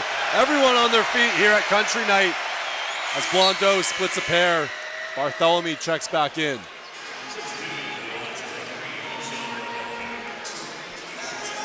Can they mount a scoring run? 2:18 left here in the third quarter. Gibbons right to the bucket. Too strong. Last touch by Parolin. Shamar missing point blank. That was a good, strong drive to the rim, just couldn't convert. Yeah, I got the clear out screen there by Karnik. And again, we talked about the shoulders. Twin towers here with Dom Parolin and Karnik, and that's a shot that Givens needs to make, especially when you're down. Too much time and space for Blondeau as Chicoeño hits it. And these are the missed opportunities when you're down this big. You cannot give possessions back. Givens, step back. Misses. Karnik fights for it, but Johnson collects. Well, one of the comments Coach Rand's made in that timeout was the right 5 guys, and right now the right offensive 5 is not also the right 5 on defense, and so Dom Parolin secures that, and we'll see if they can capitalize this. But again, just when it seemed like they were scratching back into this game. Karnik rise. Not the look they needed, wasn't even close. Brown prepares to check back in.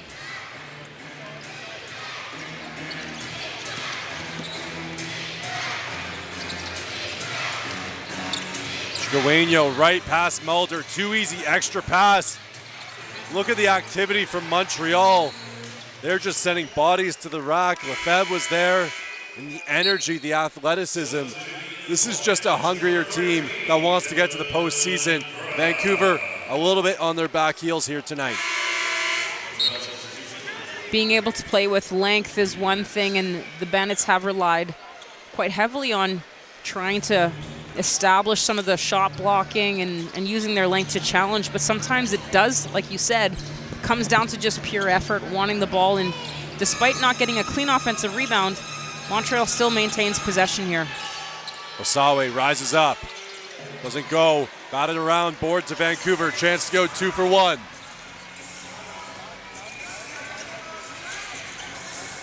Givens inside to Parolin, another turnover, costly mistakes for Vancouver.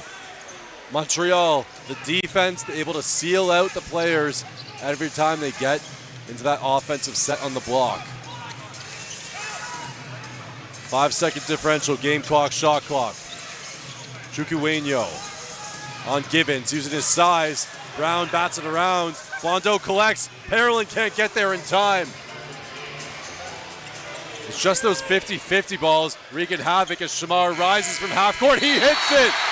Shamar bringing his spark plug into LEC. Can that be what Vancouver needs to get back in it? Hail Marys, I mean, do they have about 14 more of those? Knocks down that shot, but again, talk about the ability to create. Right now, you're looking at a team that's averaging 88 points a game, and they've scored 74 already in 3 quarters. The effort has to be on the defensive side of things. And again, we're at this point now where, you know, down 74-56, you're going to need 3 or 4 stops consecutively, like multiple times, going on runs, owning the first 3 or 4 minutes of this 4th quarter. Can they lock it down? 4th quarter, right around the corner. You're watching CEBL action live on CBC Gem, CEBL Plus, and YouTube. You don't just fuel your body, you fuel your drive.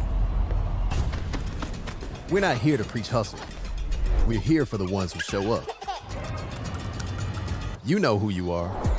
The moms who make mornings feel like magic. The runners lacing up before the scroll. The dreamers writing it down before it's real. And we're here for you. Real fruit, real fuel. Booster Juice. Fuel for what's next. Did you know that every CEBL game ends on a game-winning bucket? Yep, every single one. That's because we use something called Target Score Ending, a thrilling twist that keeps fans locked in till the final shot. So what is the Target Score Ending? Here's how it works. The first time the clock stops with 4 minutes or less left in the 4th quarter, the game clock is turned off. We enter target score time. We take the leading team's score, add 9 points, and that becomes the target score. Let's say it's 91-80. That means the first team to hit 100 wins. No ticking clock, no intentional fouls, just pure clutch basketball. It's fast, it's electric, and it guarantees that every game ends with a bang.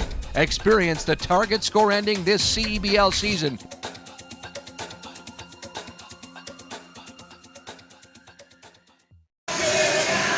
Welcome back to Vancouver. Time now for the Cruise of the Game, presented by Cal Tire. And Tyrese Samuel says, "Giddy up, Bandits fans." Throws down the windmill with a little bit of extra zest. Some Southern barbecue on that one. It was pretty. And they're going to need Tyrese in a big, big way here on Country Night in order to send the fans home happy. Bandits were down 8 at halftime. The hole has been dug deeper, down 18, Cheryl. How do they get back out of this? They're going to have to force the issue. If you look at Montreal, a team that's turning it over 14, 15 times a game, they only have 6 turnovers, and they did not have a single turnover in that third quarter. So the Bandits are not just going to have to play defense. They're going to have to find a way to force Montreal into making mistakes. They've been playing almost picture-perfect offense. Parolin goes hard to the rack. Nice spin move, a good decision to go hard. Rotating over late. We're the Alliance. Get into the free throw line. And you mentioned it, Vancouver, one of the best teams in terms of making free throws, usually 16 a night, but tonight just 3 of 7.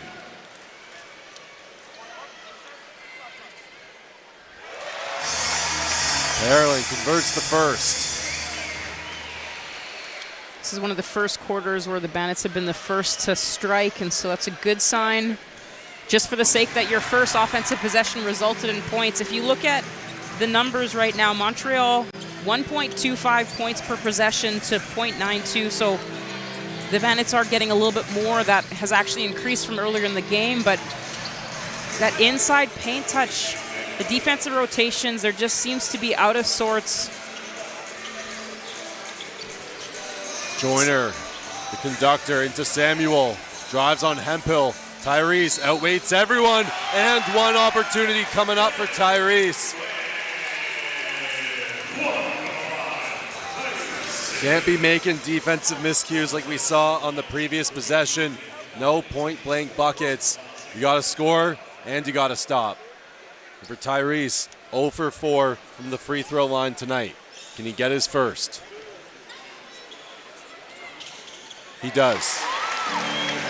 This is where, again, the style of play is going to be a major factor. Hemphill and Prince Ojero, both with 4 fouls now. Is the inside game of the Bandits going to win this? Are they going to try to find those inside touches? More importantly, can they get consecutive defensive stops to get those inside touches? Because still trading 1 or 2 possessions per is not going to be what wins this game. Osawe throws it up, doesn't go. A defensive stand. Up to Eddie. Tevin Brown from the corner, in and out. Fans wanted that to fall. I think Brown wanted that to fall too. Struggling a little bit to find his scoring looks. Just 7 points for Tevin tonight. That's been a quarter 3 that we've seen Mulder hit multiple times early in quarters. Quick ball reversal. Got around Parolin first to it. Down 15, 8 minutes and change left. The last 2 defensive positions have not been pretty, but they haven't resulted in scores, so they've held this team. Eddie from deep. Jarrell Eddie dialing it up from long range. He hit that from Charlotte. Jermaine Small does not like how this looks. Vancouver opens the quarter on an 8-2 scoring run, down 12. Hold on to your seats. We got a roller coaster. Fourth quarter action right after the jump. You're watching CEBL basketball live on CEBL Plus, CBC Gem, and YouTube.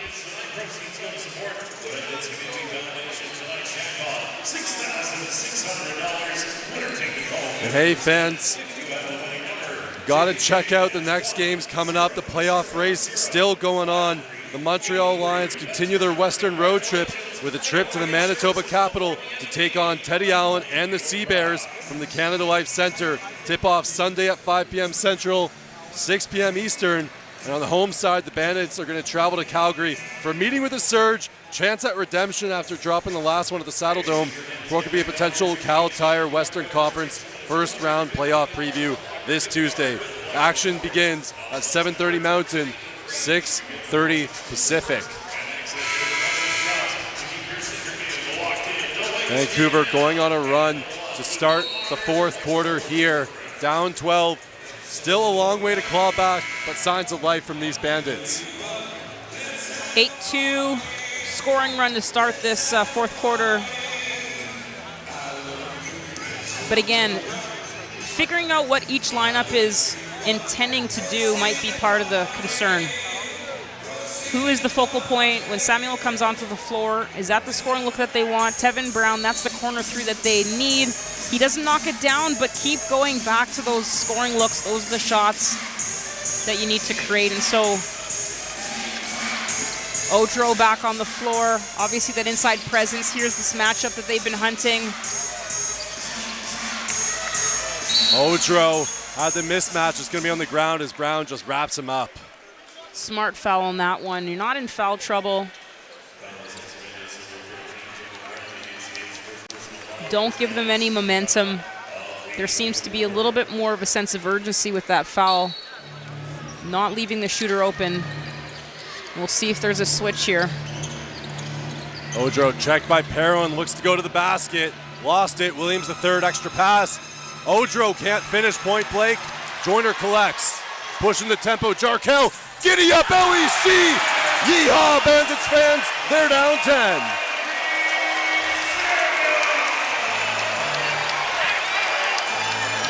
The need for speed when Jarkel Joyner gets going. Great thing about playing with a big like Samuel is he can keep up.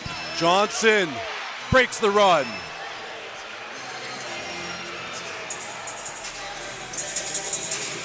Extra pass favoring Montreal. Johnson was pure. Here's Parolin.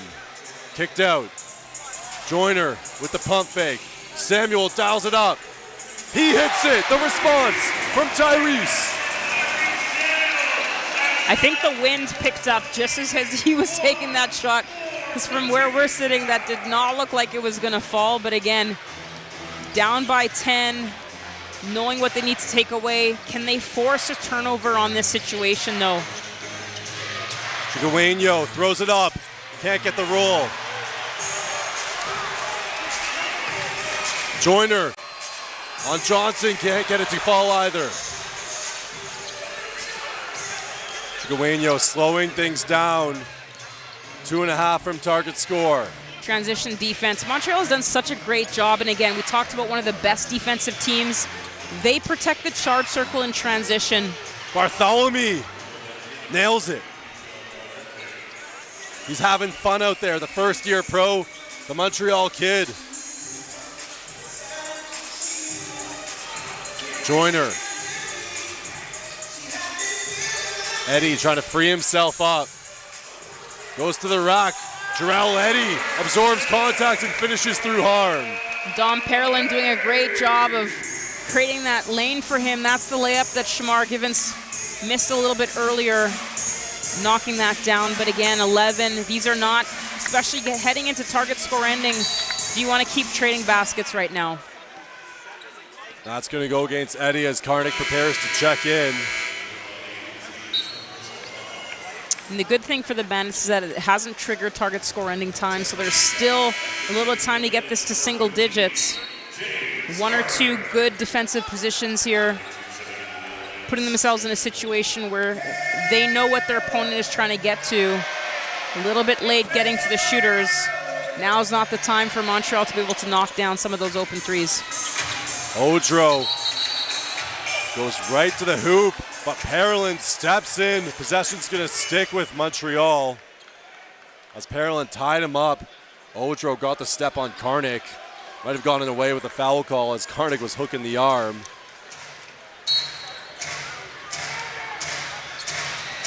Karnik, great defense on Odro, sealed him out. Last touch by Prince. This is where the defense has to start gaining possessions, only forcing 6 turnovers in the first 3 quarters. This is now where the Bandits can thrive.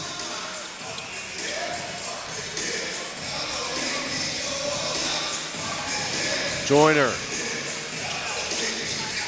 Inside to Parolin. Swings. Eddie. Run off the line. Jarrell throws it out. Too many passes for Vancouver. Joyner's back. And a wide open layup for Williams the third.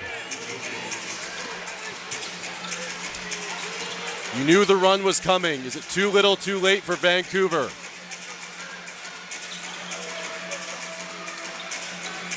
Joyner from distance. Jarkel cans it. It's a tie ball game here at Envision Financial Court.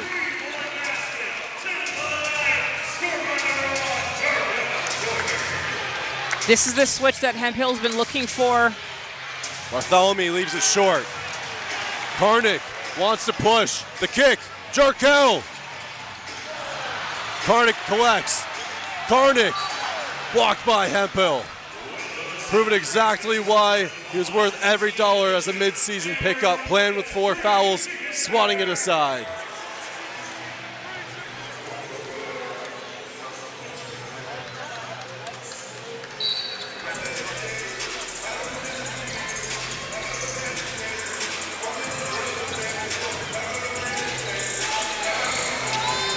Five to work. Jarkel steps back. Doesn't fall. Karnik gets the board. Goes to his left. Hempel right there. Perlin goes off glass. Too strong. Could have reset. Vancouver unable to orchestrate and convert. They're within 10. Next stoppage draws target score time. Bartholomew, you can see that killer DNA. Hempel kicks. Johnson with the extra pass. Williams the third, and that's going to go out of bounds. And we got target score time as Montreal 84-74. They're up 10. Grab your popcorn, take a drink. We have a wild finish around the corner. You're watching CEBL Hoops live on CEBL Plus, CBC Sports YouTube, and CBC Gem. Let's bring it on. It's game time. It's showtime.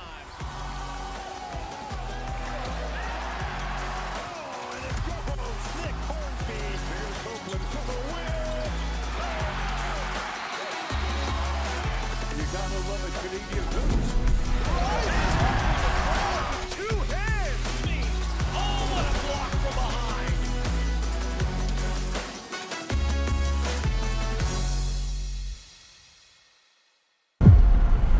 Next bucket wins.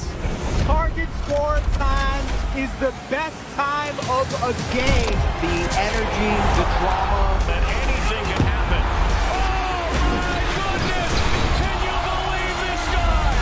Big players step up in big time. He is cooking.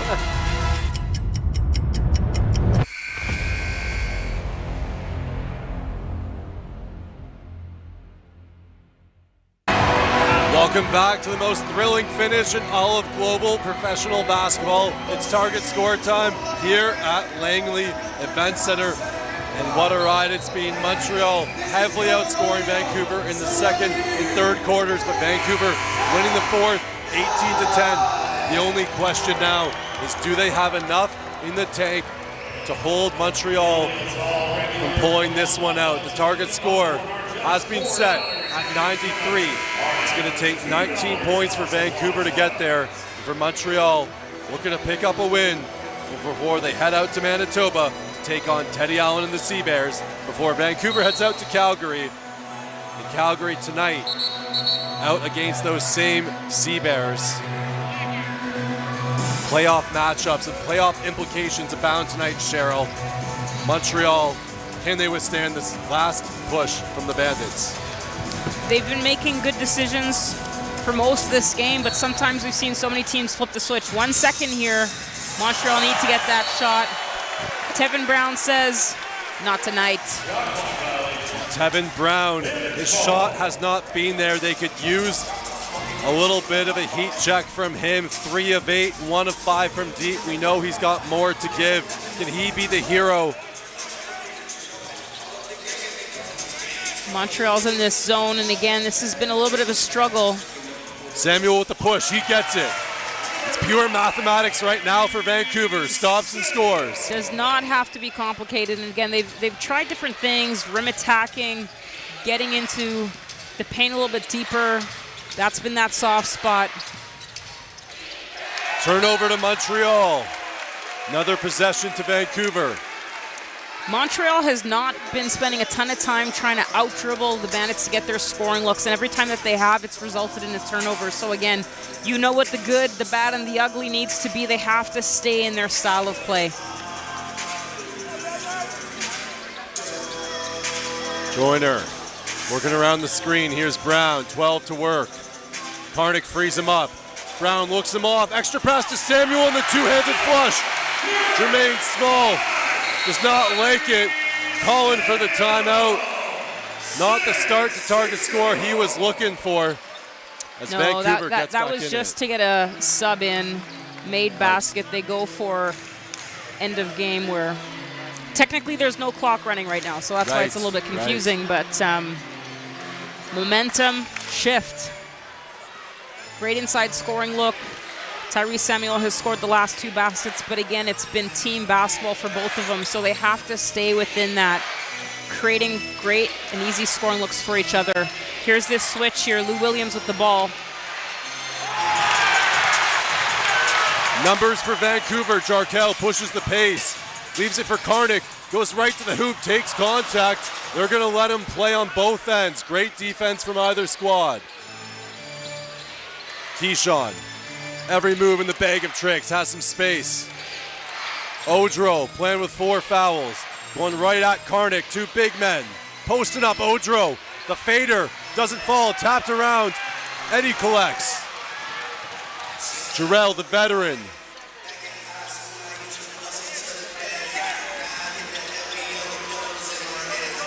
Inside to Samuel. Up top to Karnik. Takes contact. Couldn't finish. But again, you see that big to big in a tight space. Montreal trying to force that extra pass. Vancouver back to the free throw line. This is, we've seen the Bandits target time kind of change their style of play a little bit, where they've gone from really good team scoring looks to sometimes a little bit more isolation. It's flipped, where we've seen the struggle to try to get isolation scores throughout most of this game, and now they're trying to finish this with team basketball, and it's been working in their favor. Montreal, on the other hand, has been doing a great job of staying within their game, and the last few possessions trying to get to too much ball handling, try scoring looks. They're now looking at this clock going, we only need 5 possessions on offense, but the way they've been doing it this whole game is by getting 5 great defensive. And that's where they have to keep thinking about, get the stops that lead to really great scoring looks. Karnik hits them both. Chigueño has the mismatch.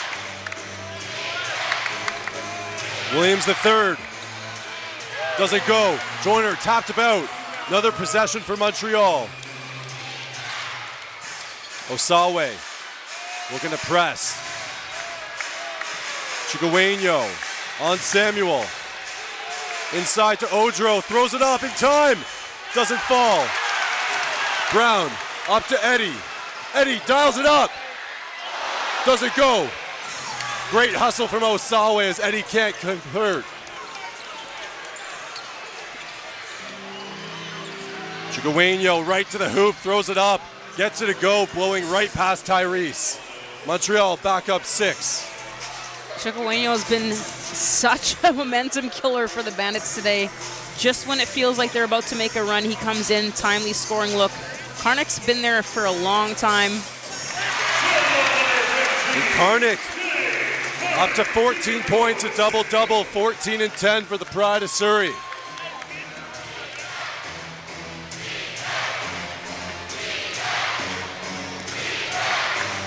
Montreal 7 away, too much space.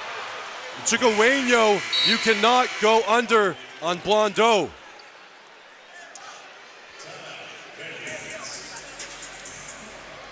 All of a sudden, 2 possessions away from Montreal. Vancouver 11 away from victory. They had a great start to target score, but all of a sudden, Chigueño, the run killer, takes over. Well, if you talk about knowing the game plan, the scout right now drives coaches crazy. And you can tell that was some of the things that the players were discussing as they were coming off the floor.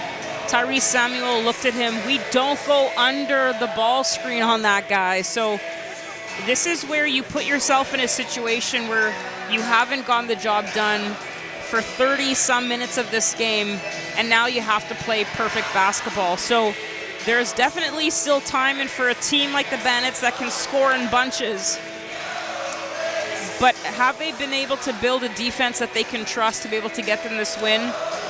Well, in the CBL and in target score ending, we know anything can happen. And Chicoweño heading into tonight, he could be a streaky three-point shooter. Certainly not his bread and butter, shooting 30.8%, but he's been hitting them when called upon. Again, a mid-season acquisition coming over from the River Lions, but a huge stats line for Blondeau. 6 of 14, 3 of 8 from three-point land, 4 rebounds, 5 assists, only 1 turnover. And Chris, these two teams hunting for victory. Montreal's got the edge. Vancouver trying to come back. What do you got for us? Listening into the Vancouver timeout, Ransford Brempong saying 1 stop at a time. We just got 5 or 6 stops in a row. We can do it again, 1 stop at a time. And then Jarrell Eddy speaking up saying, we're still good, we're still good. Everybody take a breath. So we'll see how they close this game out. Guys, back to you. Thanks so much, Chris. And don't get it twisty. Jarrell Eddy, not new to the target scorer format. He's been to TBT, known as the tournament. He's played and hit a few game winners of his own. Played at some of the highest levels around the world. We mentioned the 4 NBA teams, Fenerbahce overseas. And now, one of the veterans on the floor for Vancouver. Jarkel from deep. Joyner can't get it to fall.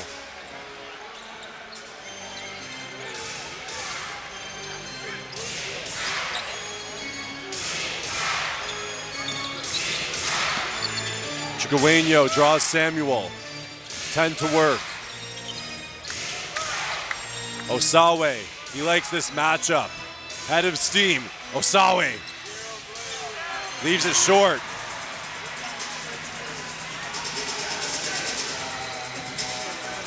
Brown, you know he wants it. Tevin Brown to the cup. Doesn't get it to go, but Tyrese, 2-on-1, finishes it off glass. That works too, and again, 5-point deficit now. Trusting their defensive rotations, but more importantly, their defensive communication to get the job done. Montreal 2 possessions away. Crowd imploring the defense. Jarkel trying to stay in front of the screen. Batted around. Johnson, extra pass. Odro, the easy finish. Next basket wins for Montreal.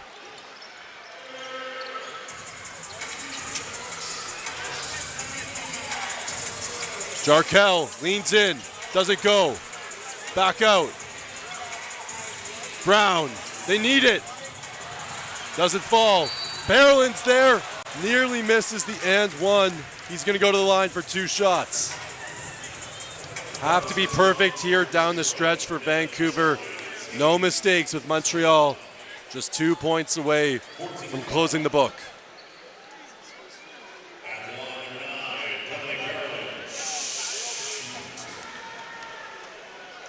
It'll be interesting to see and hear post-game reviews from the Bandits if they had to pick one thing, despite maybe not having the momentum or having the defensive focus. The big scoring inside.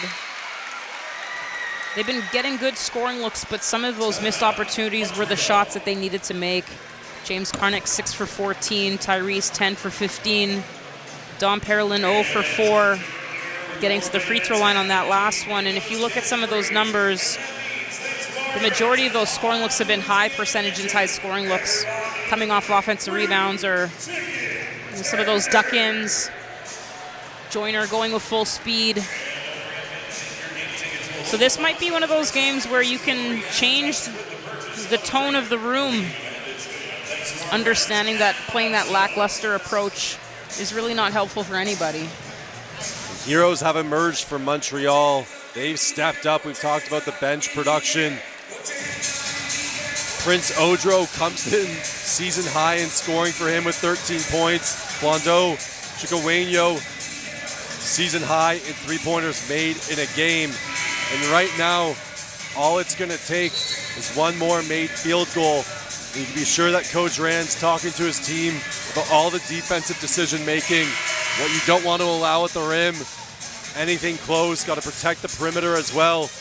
Montreal, they've had that penetration. And right now, the 5 that they have on the floor, Osawe in double digits, Blondeau in double digits, Odro as well. Lou Williams has been active on the glass. Trent Johnson's hit timely buckets. They have multiple players who are ready to contribute and close this one out and improve to 9 and 10. This is not an easy gym to win in. History has shown that the Bandits over the last few years have been very good at home. So for Montreal, this is still something that you haven't accomplished yet.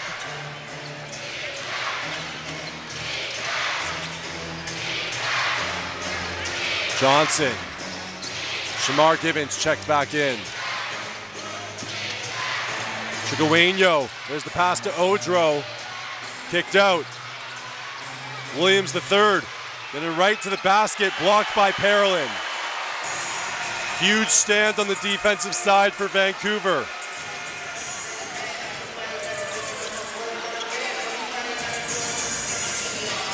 Shamar inside to Parolin. That's a tough catch. Draws the foul. And that's going to be 5 against Montreal.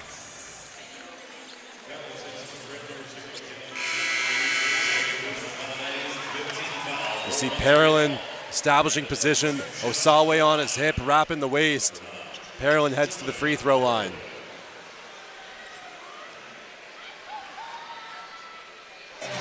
Hits the first.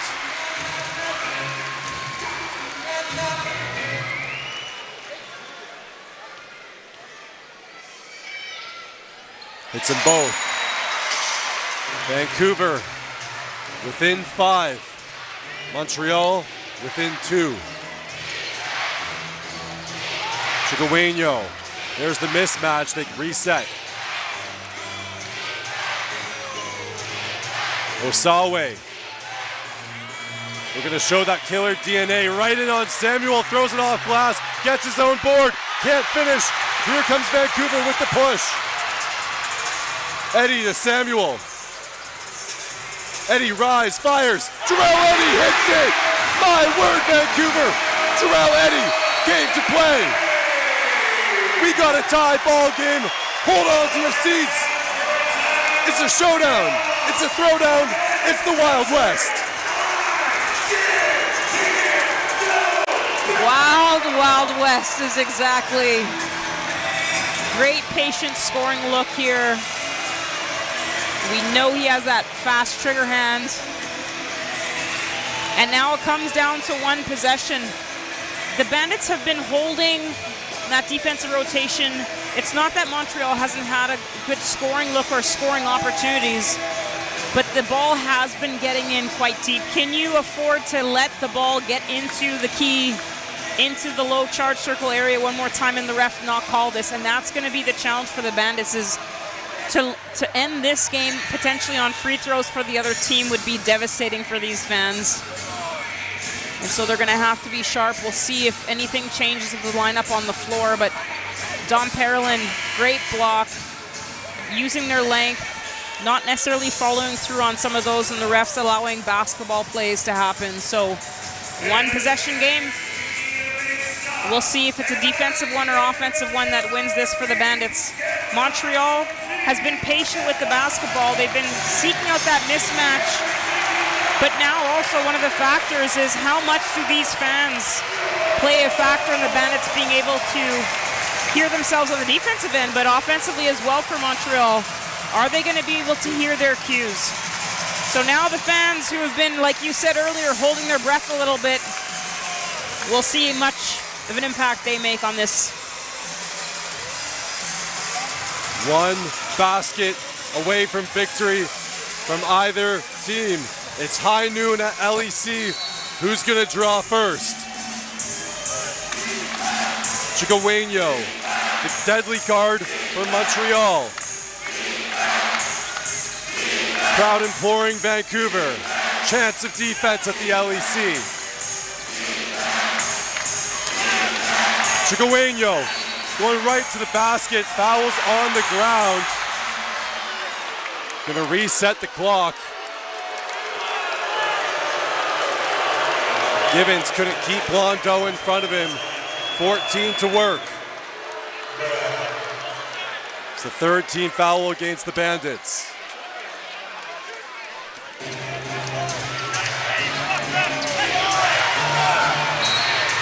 And Hempel draws contact.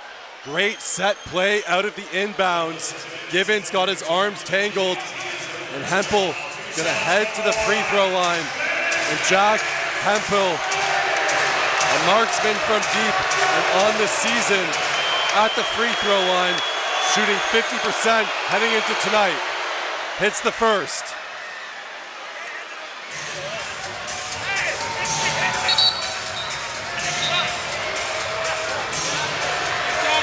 His first free throws of the game, and he's hit one. This next one will say goodnight to Vancouver. Spills out. Vancouver still breathing. Breathing unless you're holding your breath. Givens into the lane, pulls up. Shamar Givens says goodnight. Au revoir, Montreal. Shamar Givens plays hero at LEC. What a ball game, folks. Vancouver comes all the way back, down by as much as 22. And Vancouver has clinched its 7th consecutive postseason berth, courtesy of game-winning pull-up from Shamar Givens. Well, for those who say mid-range doesn't win games, I think Shamar Givens has something to say about that. Heads-up play, defense stepped up a little bit, nothing but net. Vancouver outscores Montreal 37-18 in the fourth. And if you didn't love target score time now, you better do it so. If you're Montreal, for anyone who's been watching FIFA soccer, they'll tell you, you could be the better team for the entire game, and all it takes is 1 or 2 moments where you let things go. Montreal showed so much heart, so many good stretches. Defensively, almost had that. This is a tough one. Jack Hempel, who had been so instrumental to this Montreal team, 17 points on the ball game. He could not get the 18th. And Shamar Givens comes in, and it was an up and down game for Shamar. You could saw him coming in for the defense a few times, mixing in and out with Jarkel in target score time. Before that shot, 2 of 6. Biggest shot, and he shows he's sheriff around these parts. Can't forget where that started from, though. The ability to look into target time and understand we're going to have to get 5 or 6 stops multiple times. And at the end of the day, even with that last foul, went to the sideline, 14 seconds left. You could tell the fans were like, no, we would have had the defensive rebound. Able to maintain that. This is something that this organization can build on with this group of guys. It's not about what happened last year. It's not about happened 3 weeks ago. It's about what they're trying to create right now, and this is one of those games where they can definitely find some defensive abilities to go from there, Chris. Chris joined now by our Booster Juice player of the game, Jarrell Eddy, 18 points, 5 of 7 from deep. Over to you, Chris. Jarrell, welcome to Vancouver. How about that win? Yeah, before I say anything, because I promised I would do this, I want to give a big shout to my daughter, Nola Cole Eddy. I told her I would do this. JJ, I see you too, but yes, thank you. I appreciate it. It was a great game. Finally started playing some defense in the fourth quarter, and I'm proud of our guys. Hey, you come in here, you go 5 from 7 from 3. You got 18 points, and you helped this team get a playoff berth this year. Talk about this crowd. We talked about it on the podcast. How about this crowd?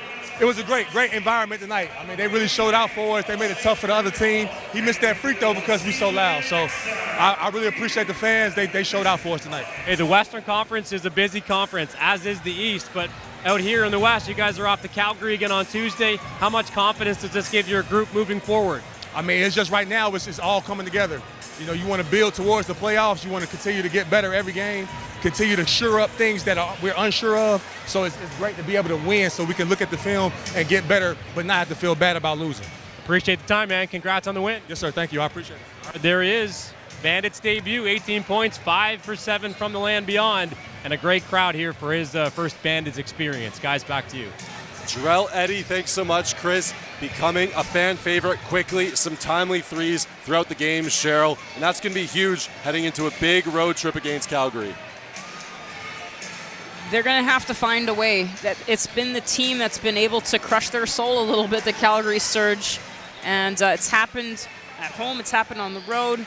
So for them, in terms of what they need to shore up, you know, he made that comment about some of these defensive miscues, and I think a lot of it is how much does just flat-out effort in some of these defensive rotations, it solves a lot of problems. So, you know, you hear players, especially some of the players with more experience, Michael Mulder, you hear that from the sideline. You hear that constantly, hey, just get the defensive stop and see what happens. And, you know, we wanted to see the best of certain players. Jarkel Joyner played with some speed towards that end. Givens showed us what he can do to shut down a guard, whereas some of those scoring looks were happening a lot easier in the beginning of the game because of defensive miscues. So, yes, the film is going to be important to watch, understanding not necessarily what they have to get ready for the other team, but what they're giving up. Looking at kind of that internal focus and trying to figure out, okay, teams are trying to attack our mismatches, especially on the switches. What are we going to do to be a little bit more prepared for that? Because obviously Calgary has a way of finding those scoring looks as well. A lot more post-game analysis right around the corner. Jarrell Eddy, your Booster Juice player of the game. We got much more debriefing, a little more analysis on the playoff hunt, and more games to look ahead and forward to. Don't go anywhere. You're watching CBL Postgame live on CBC Gem, YouTube, and CEBL Plus. What keeps me going? Under the heat of the sun or in the heat of the moment. When climbing for even one more second seems like too much. Whether you're reaching for your goal or busy setting new ones, everyone hits their limit, but that limit has a reset. Scientifically formulated to hydrate faster in the moments that matter. Electrolyte, instant hydration. The CDIC was established by the Government of Canada to protect deposits in case of bank failure. Coverage is free and automatic when you bank with a member institution. Whoa, thanks. That's my job. Protecting your deposits, that's what we do.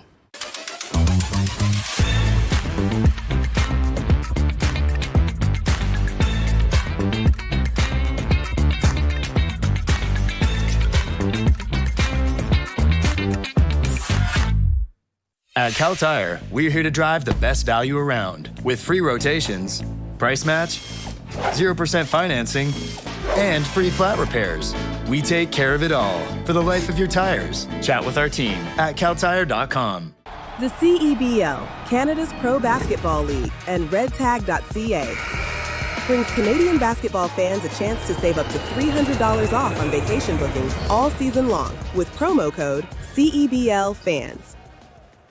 I wonder how our mascots would spend their time on vacation.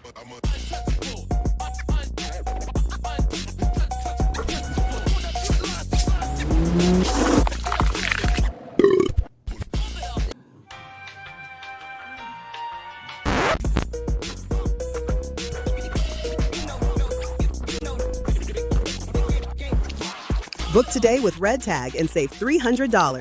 Redtag.ca. Welcome back to Postgame at Envision Financial Court here at Langley Events Centre. And Cheryl, we called it the Wild West. They even gave us hats to get into the mood. And you know what?